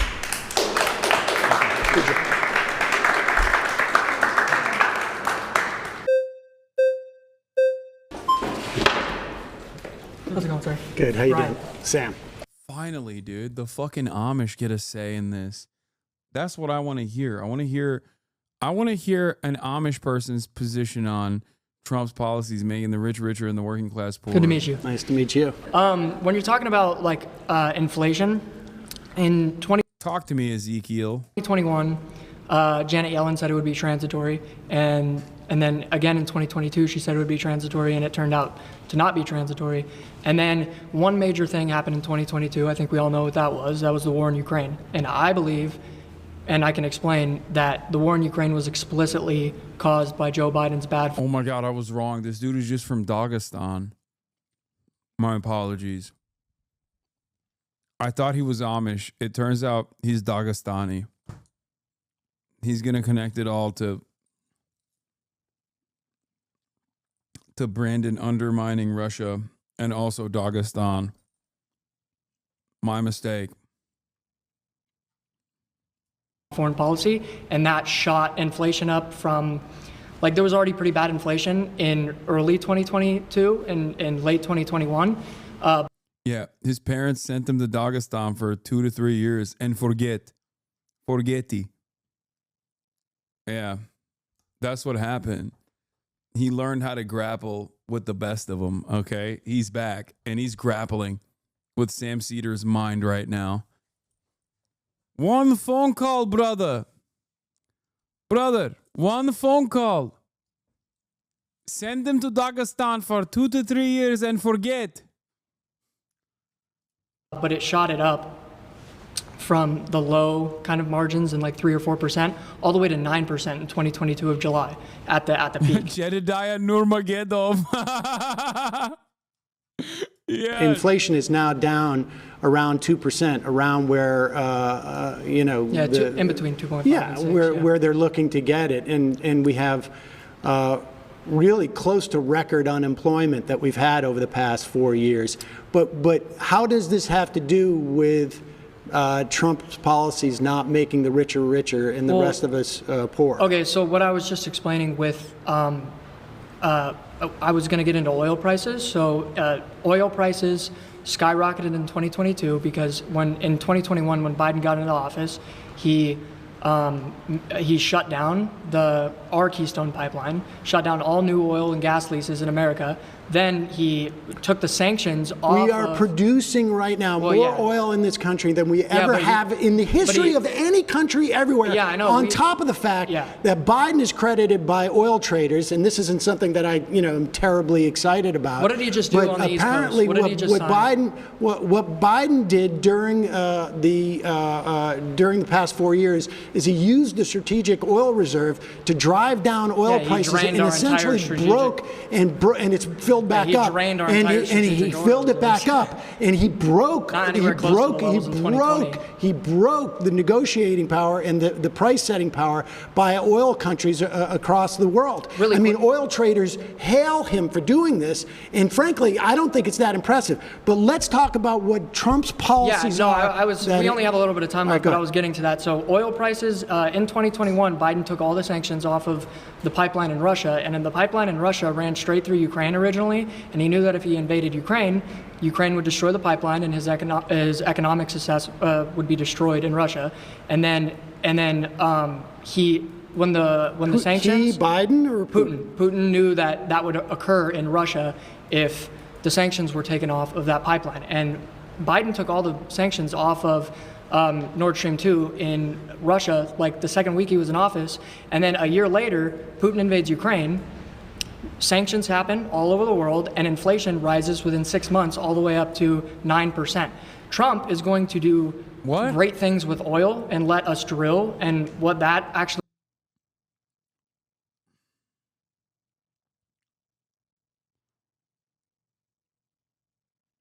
I don't know if there's any way to have a conversation with this person, because he's just making a lot of assumptions about what Trump will do, and also fantasizing about how the things that he's assuming Trump will do will end up being very positive. He also said that, like, Biden, I didn't understand it. Was he saying that Biden was too soft on Russia and Trump is going to be harder, kind of? Like, what? Or Biden released the sanctions on Nord Stream 2 and that's what caused inflation? How the fuck would that even work? I don't know what he... Like, I don't understand. Or is he saying that Biden was conspiring with... he was conspiring with Vladimir Putin? What? Actually does for the economy. Like I say, we are producing more oil in this country than any country in the history of the world. What executive order did Biden just sign to have to do with offshore drilling in the East Coast? He stopped it. Yeah. really dumb idea. We're about to begin a new. Well, so you want to go beyond even the record-breaking thing? Yes, I Are want to you become aware energy of independent, climate? and that lowers inflation. We're going to which sell makes this the economy oil. better. We don't use the oil. We sell it. We sell getting it. money in the pockets of American it. citizens. We sell it. Well, how is that oil getting to the pocket of American citizens? Because when you lower the prices of oil, that lowers the prices of all I products. understand. I understand that the inflationary prices effect of energy, but the fact of the matter is, they're just going to sell it. Yeah, They're we're going to sell it. Yeah, so we're going to. You want to produce even more oil than we are now. Yes. And you don't think climate change is going to impact? No. You don't believe in climate change? Well, that's a whole nother discussion, but no. Well, I mean, it's sort of the same discussion. Yeah, no, I believe that climate change is, well, there's obviously an element of climate change that is partially true, but lowering or Which part of it? Raising man-made raising temperatures by 1 to 2 degrees Celsius in the next 150 years isn't necessarily a detriment to society. Human beings. You don't think so? He's like, yes, back in my home country, Dagestan, it's no problem. It rains, it snow, not so much snow is good.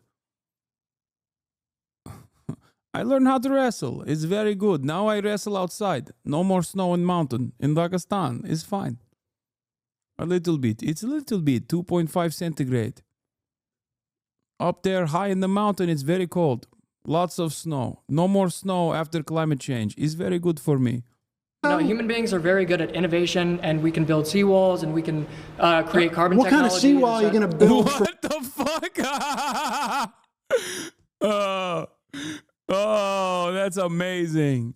Conspiring with Vladimir Putin to drop sanctions that invade Ukraine, to goad Ukraine into blowing up the Nord Stream? Yeah, no, you don't understand.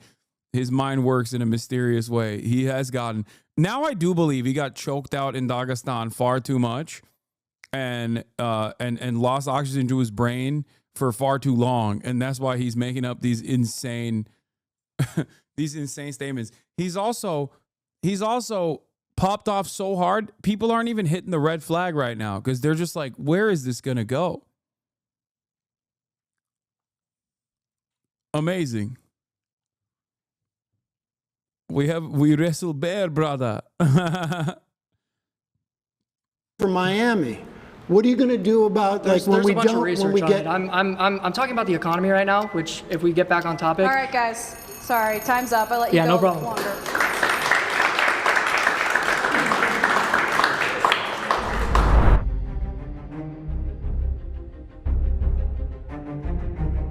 Amish Dagestani.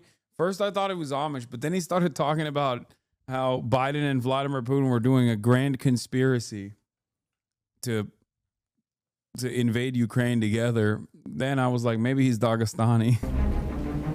I choose Ben because he let me lecture him about Social Security.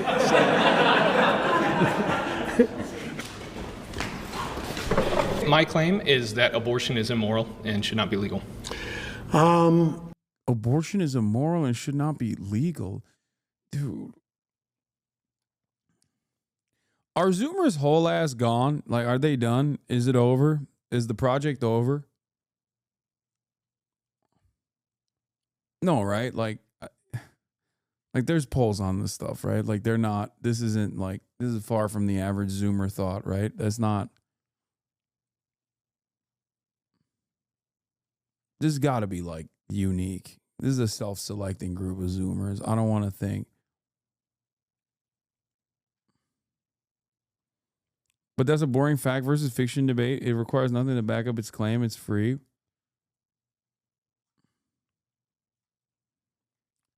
Zoomer here, bro, is mostly the men. I think one day scientists will study what like the Andrew Tate style phenomena did to the mind of the average Zoomer man, like the podcaster, the state of podcasters and what it has done, like the permanent damage it has caused to the collective psyche of Zoomer men. Also on top of that, I think COVID too. If there are scientists that remain at that point, because I feel like they're all going to be underfunded, they're going to cut science in general. No more scientific discovery. No more of that. That's woke and gay. So if there are any scientists that remain,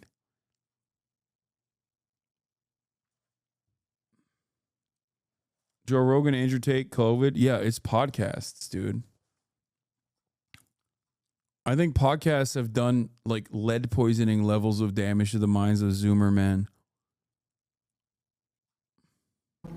Yeah, I disagree because largely because I think the primary rights that we have under a society should belong to the person, and I don't believe a fetus is a person. Okay. Okay, so that's very interesting. You don't believe the fetus is a person. When do you think that it gains personhood, in your opinion? Would you agree it's a human life, at least? Yeah, I guess.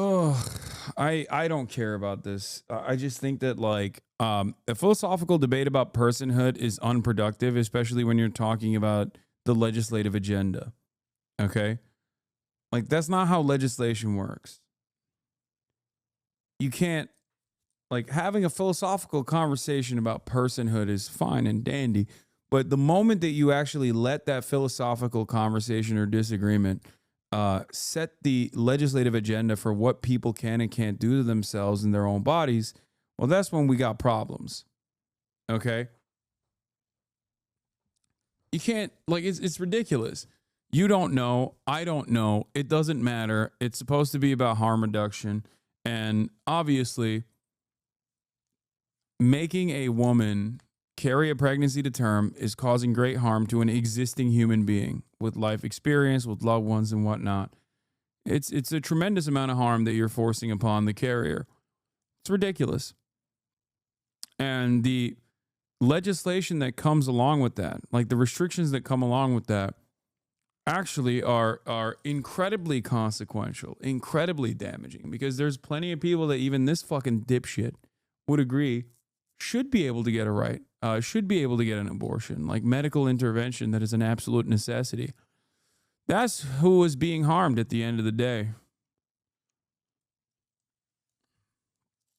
I also do think, jokingly, that if a little pill can fucking X out the fetus and you just like kind of pee it out, you know, you just kind of bleed it out, then, you know, that's not a life. I'm sorry.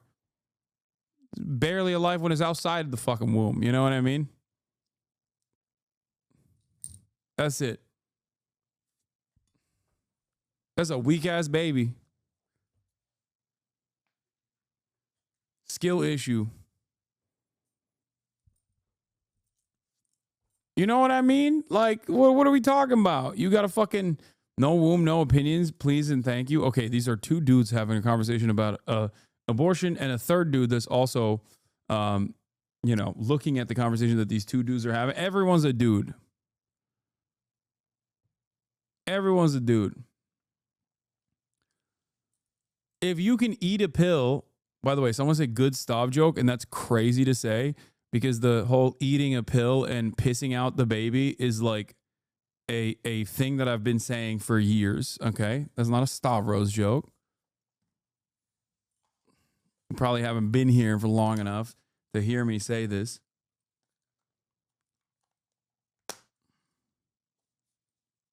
Here come the motherfuckers that say abortion pills are not benign.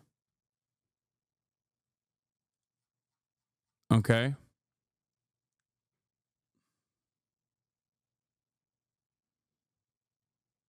There are definitely pills you can take that would one-shot you, though. Nah, I'm built different. Fuck no. Bro's never heard of cyanide? Nah, I can survive it. I mean, a cyanide pill can also take you out a person, so your argument makes no sense. Okay, eat a fucking abortion pill. Will it kill you? No. My point proven. Yes, there's obviously poison pills like cyanide that could fucking kill the average person, but we're not talking about that. We're talking about a pill that specifically causes something that is not a full fleshed out fucking human being to basically turn into dust inside of the womb. Okay? If you're like this big, if you're this fucking big, okay, and your carrier eats a pill and you're a clump of cells and you turn into a fucking a heavy flow period magically over the course of fucking 24 hours, then you weren't a human being. What the fuck are we talking about? I'm sorry. The comparison to cyanide pills are fucking stupid, okay? I will eat abortion pills for breakfast.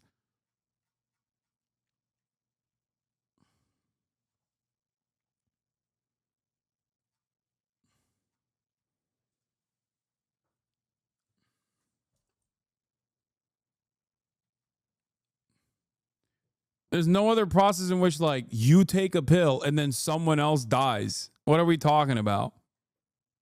You're on a good point. Stop losing what you actually mean. Like, you imagine you just, yeah, I took a fish oil pill this morning and then someone next to me just fucking dies. Okay. It's crazy. Crazy.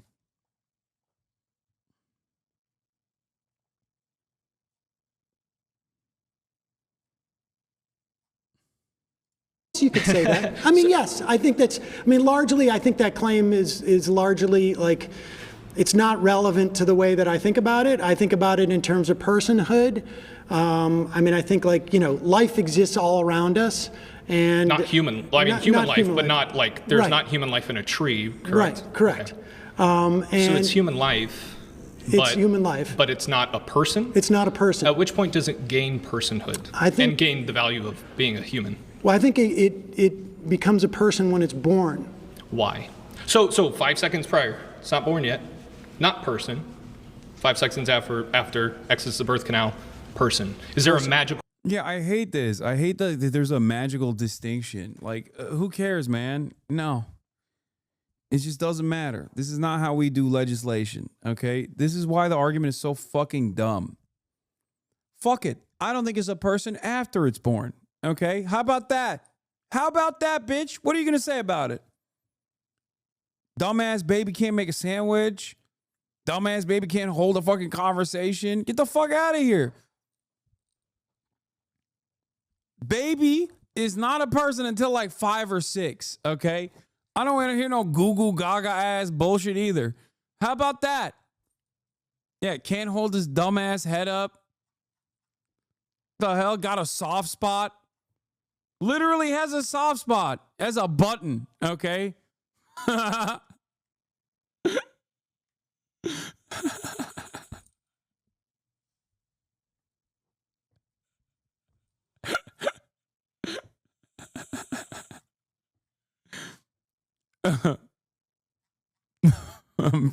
right, let's keep going. Quality to the birth canal? What is that? The person becomes separate from the host that has been that it's been growing inside. Okay, so would you assign that to other human beings that are attached to things? Like, for instance, if I'm attached to a machine, am I a machine now?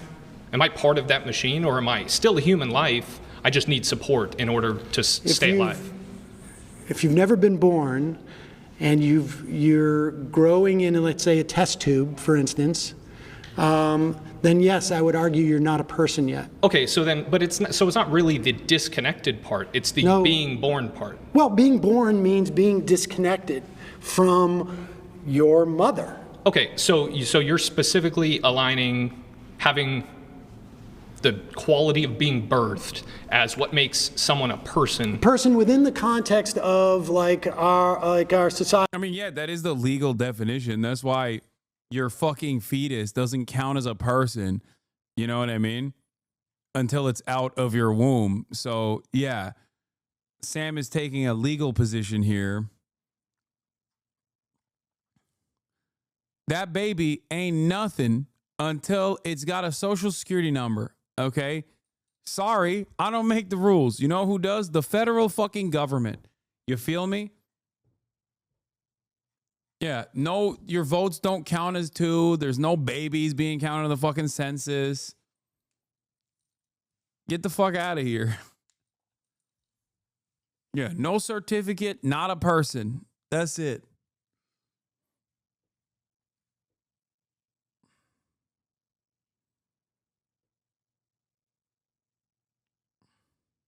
Sam Cedar should say it's his belief based on Judaism. I know. You could kind of lock a lot of Republicans with that as a Jewish person. Low key. kind of a superpower in that regard. Society and civilization. So just in our society, you wouldn't say that objectively that's a person. You would say that we just decide that it's a person because it's a birth. Yeah, rights we give to persons. Yeah. Okay, so I guess that's an interesting kind of definition of what human life and specifically personhood Well, no, is. I don't. I'm conceding that it's human life, but that you're not a person until you're born, and you do not have the same rights that we would give. Look, well, we have rights about cruelty to animals, for instance. I mean, are legal arguments to define who's a person a good stance? No, we're just not really entertaining the philosophical concept of personhood, which is not necessarily definable. There is no consensus surrounding it, and that's not something that you can use to craft legislation. And because it's a wholly unproductive subject matter when you talk about the morality around abortion, but more importantly, the legality around abortion, that we like to have fun with the argument and make silly arguments. Because if you were to legislate around arbitrary designations that change from person to person, that there's no established consensus on, not even scientifically, then it would be completely fucking ridiculous. Okay? It would be just as, that person's argument around personhood is just as ridiculous as me saying a baby is not a person until it can fucking entertain me. Okay? It's just, the difference is a lot of people think that his position sounds a lot more reasonable. Neither of these positions, and his position is closer to reason than mine because I'm obviously joking, but report for hate speech. Can't report him for hate. Somehow his reports are getting denied. Fuck off, Hasan, you scumbag. Report for hate speech. Wow, we got a real abortion illegalizer in the chat. Just like spamming it. You know, when you say report for hate speech, that doesn't actually work, right? Like, I have to literally do hate speech, and you can't just like type it out. Also, why are you admitting that you're abusing the hate speech report tool in the chat?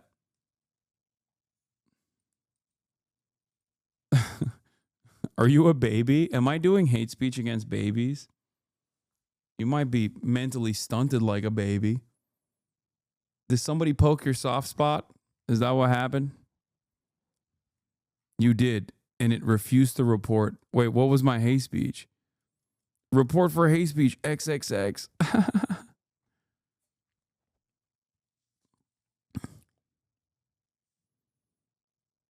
The only fun position is supporting recreational abortion at all stages of life. Agreed. But did that previous chatter understand my point? Which is that if you're advocating for the legality or illegality of abortions, then the conversation can't be centered around concepts such as personhood. Okay? It can't. You have to, that's not how legislation works. You have to look at harm and who's being harmed and how to mitigate said harm. And if you understand that the carrier is being harmed in every single case where a carrier is forced to carry a pregnancy to term, then yeah, you can't fucking make abortion illegal. It's ridiculous.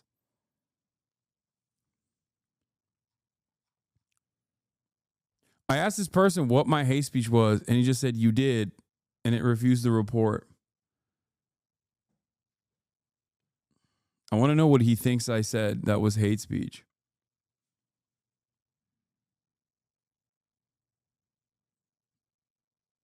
The scientific answer to this question, real heartbeat brain function is about 7th month of pregnancy.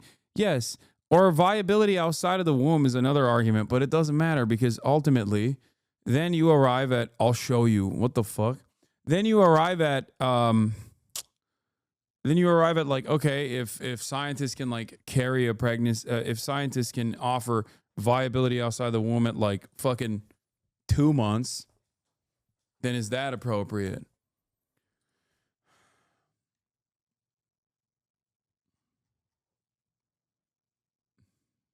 I'll show you.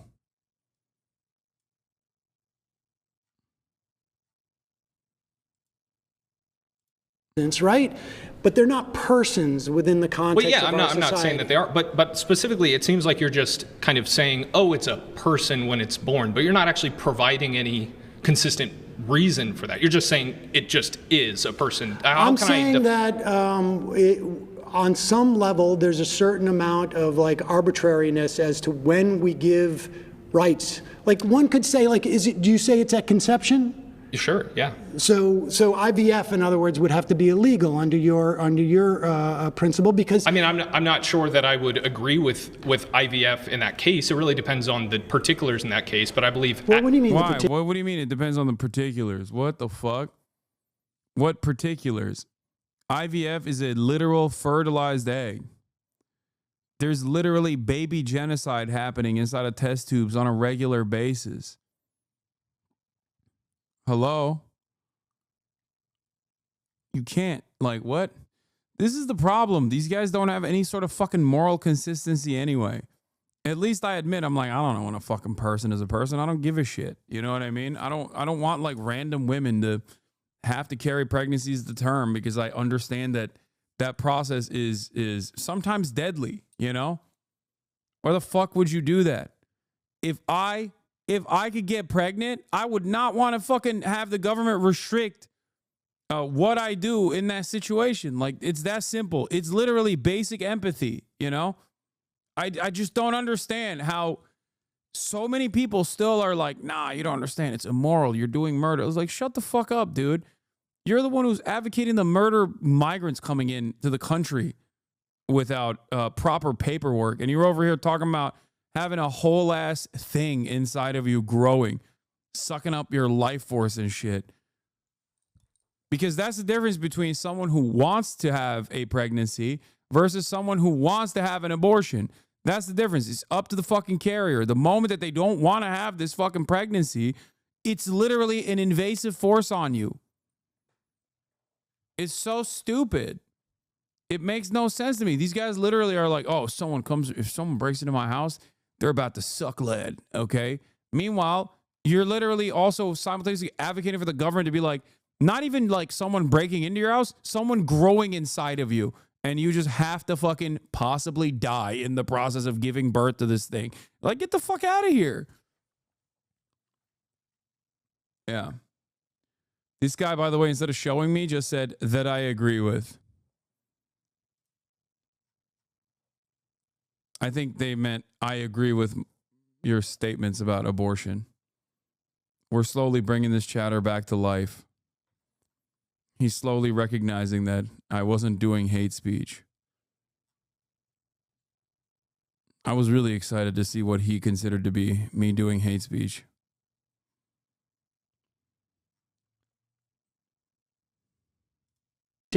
Well, so for instance, at conception, you would still be a human life, but that doesn't necessarily mean that the fertilized egg attached to the uterine wall. Is it human life for you, or what? It's human life, yeah. Okay, so human life should be protected.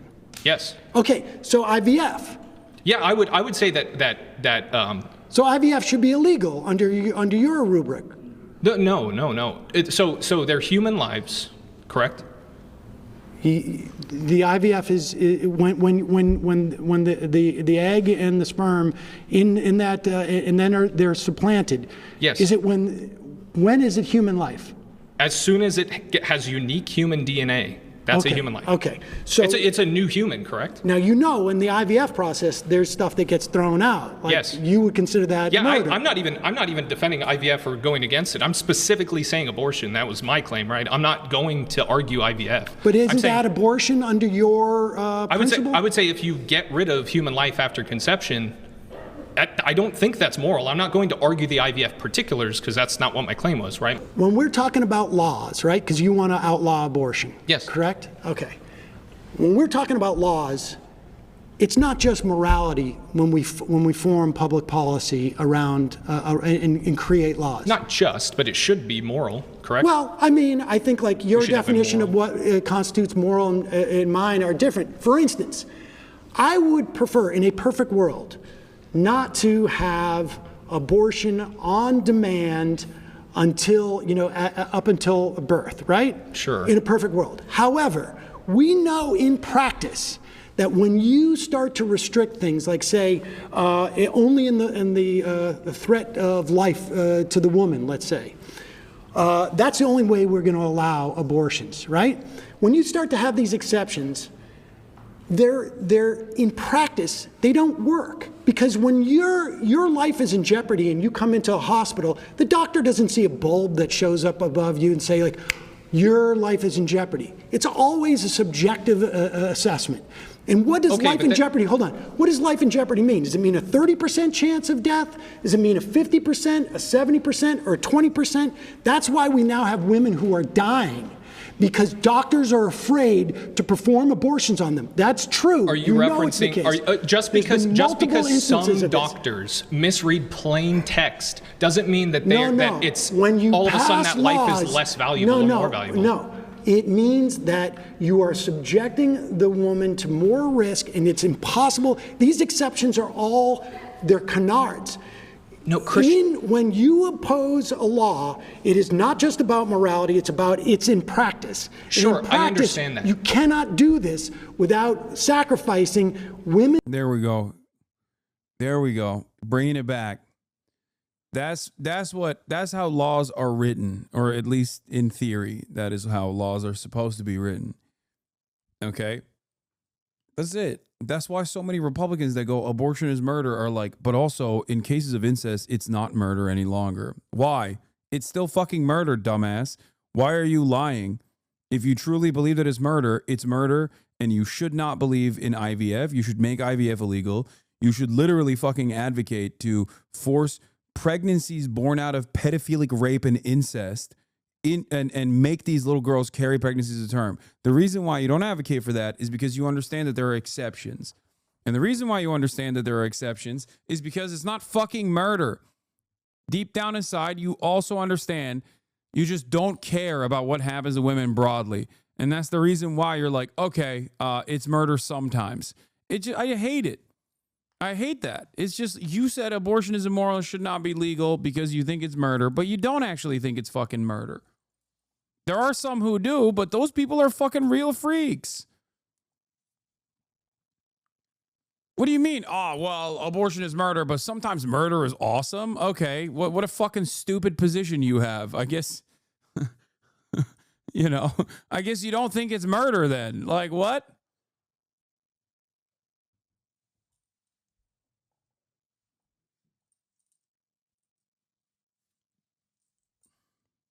This is why, considering the actual like financial restrictions and the medical restrictions and the medical intervention necessary for third trimester abortions, that is a self-selecting group of people who actually were trying to carry a pregnancy to fucking term and had to get medical intervention that's necessary, which is why even the conversation around late-term abortions is a fucking red herring. It's a silly distraction. Oh, late-term abortion is like, no, dude. There's no woman is carrying a fucking pregnancy to almost term to then be like, now is the time for me to kill this fucking baby. All right? Hell yeah. Can't wait to fucking get this insanely invasive procedure done to me that's going to cost like $40,000 minimum for fun. Psychotic. Yeah, it was awesome. I was throwing up for fucking 7-8 months, okay? And felt like shit all the time. And my back hurts all the goddamn time. And on top of that, it's an incredibly costly procedure. And it's also invasive. Sick. Definitely doing that for fun. You're a psychopath. Conservative policies, or at least like the harm that they perceive is happening, is literally always invented. And it's so psychotic that all you need to do is make someone describe who's doing this thing in the hypothetical. Okay? Who? Like, you think that there are people out there who are like, I'm pregnant. I'm going to carry this baby for 8 months. Okay? And I want the thrill. I want the thrill of someone scooping out the fucking body parts of this fetus from my pussy. And that's the reason why I'm carrying this pregnancy to fucking, 8 months, 8.5 months. And not because it is an immediate medical intervention that is necessary to save my fucking life. Okay? Like, you are psychotic. You are a psychopathic individual if you think that people who have actually carried a fucking pregnancy for 8 months are actually doing it for fun. It's insane.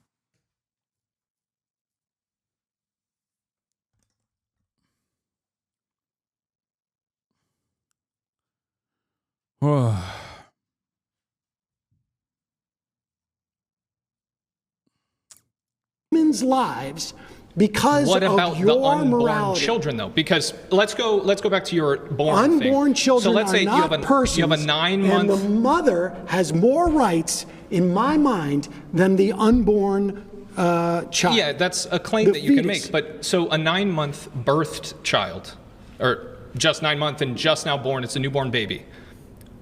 A 5-month could be emergency C-section and could be birthed, right?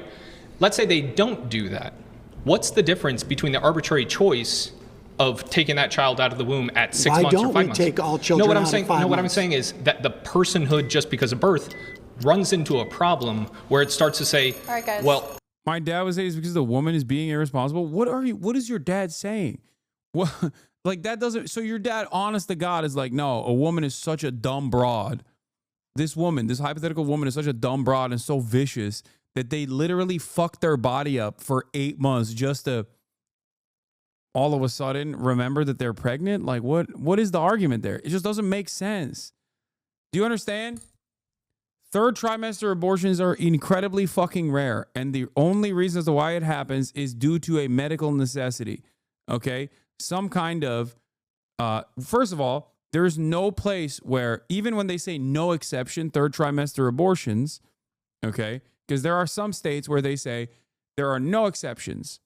Like, you can get a third trimester abortion. Okay?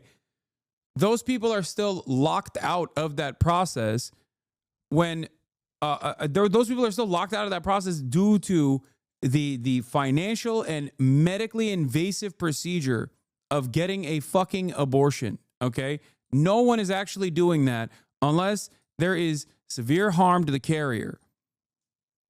There's no reason to try and legislate that by being like, nah, it's actually illegal until there's a medical necessity. Because in the process of legislating third trimester abortions, okay, we're not even talking about fucking, second trimester or, the first trimester where like 90% of abortions happen anyway, where you take a pill, boom, okay, heavy flow period, it's dead, okay? This is not a real thing, okay? It's this fucking big. Get the fuck out of here. But like, if you're talking about legislating third trimester abortions, for example, you are creating unnecessary paperwork and unnecessary hurdles for doctors to fucking clear, okay? And in the process of clearing these unnecessary hurdles, doctors are sometimes going to refuse to do an abortion on someone who needed it. And in the process, the carrier is going to fucking die. Now the kid is dead and the carrier is dead. Good job. That's how it works. So in order for random people to not fall through the cracks, I say there's really no reason to try and legislate this shit. It's just you're only doing it to make yourself feel better. Like you're actually stopping something that is not actually happening. And in the process, because you've invented a problem in your mind, and now you made it everybody else's issue.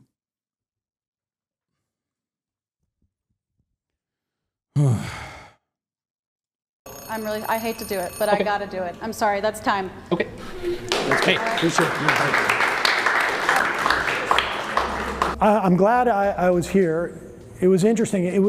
I know my questions were more sort of policy oriented, I think, than maybe folks anticipated here. And I was a little bit surprised that there wasn't many people here who could address the policies. They were very, very sure of themselves as to why they voted for Trump, but a lot of it was sort of not material in any way. So there was stuff that conservatives were saying today that I fundamentally disagreed with my entire heart, but at the end of the day, we're still part of the conservative movement. So I think there are people that I disagreed with, there are people that I completely did agree with, but the cool thing about this new conservative movement. Yeah, there's also the other side of this, by the way, which is obviously legal restrictions on abortions don't actually make abortions more rare. It just makes them more dangerous because guess what? At the end of the day, it's still up to the fucking carrier.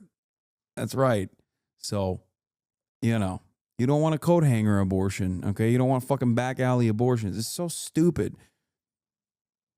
And before people say, oh, well, you know, murder is illegal and people still murder. Yeah, there's a fucking difference, dumbass. It's not the same as like going out and actively killing a person. You're making an active decision that you could actually technically hide too from the authorities in terms of like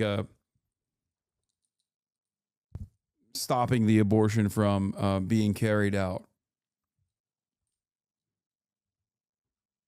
And the people here today it's people from all different walks of life sharing their perspective.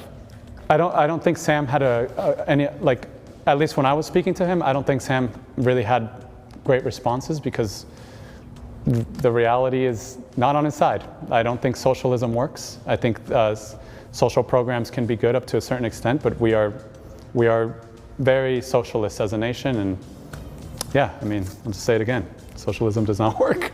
Oh, sick. That's a good note, man. Thank you. Yeah, socialism doesn't work, but America is very socialist. All right, that was an experience. I am reminded as to why I had a blanket embargo on the Jube. Regardless of how much chatters will come in here and actively try to get me to watch the Jube.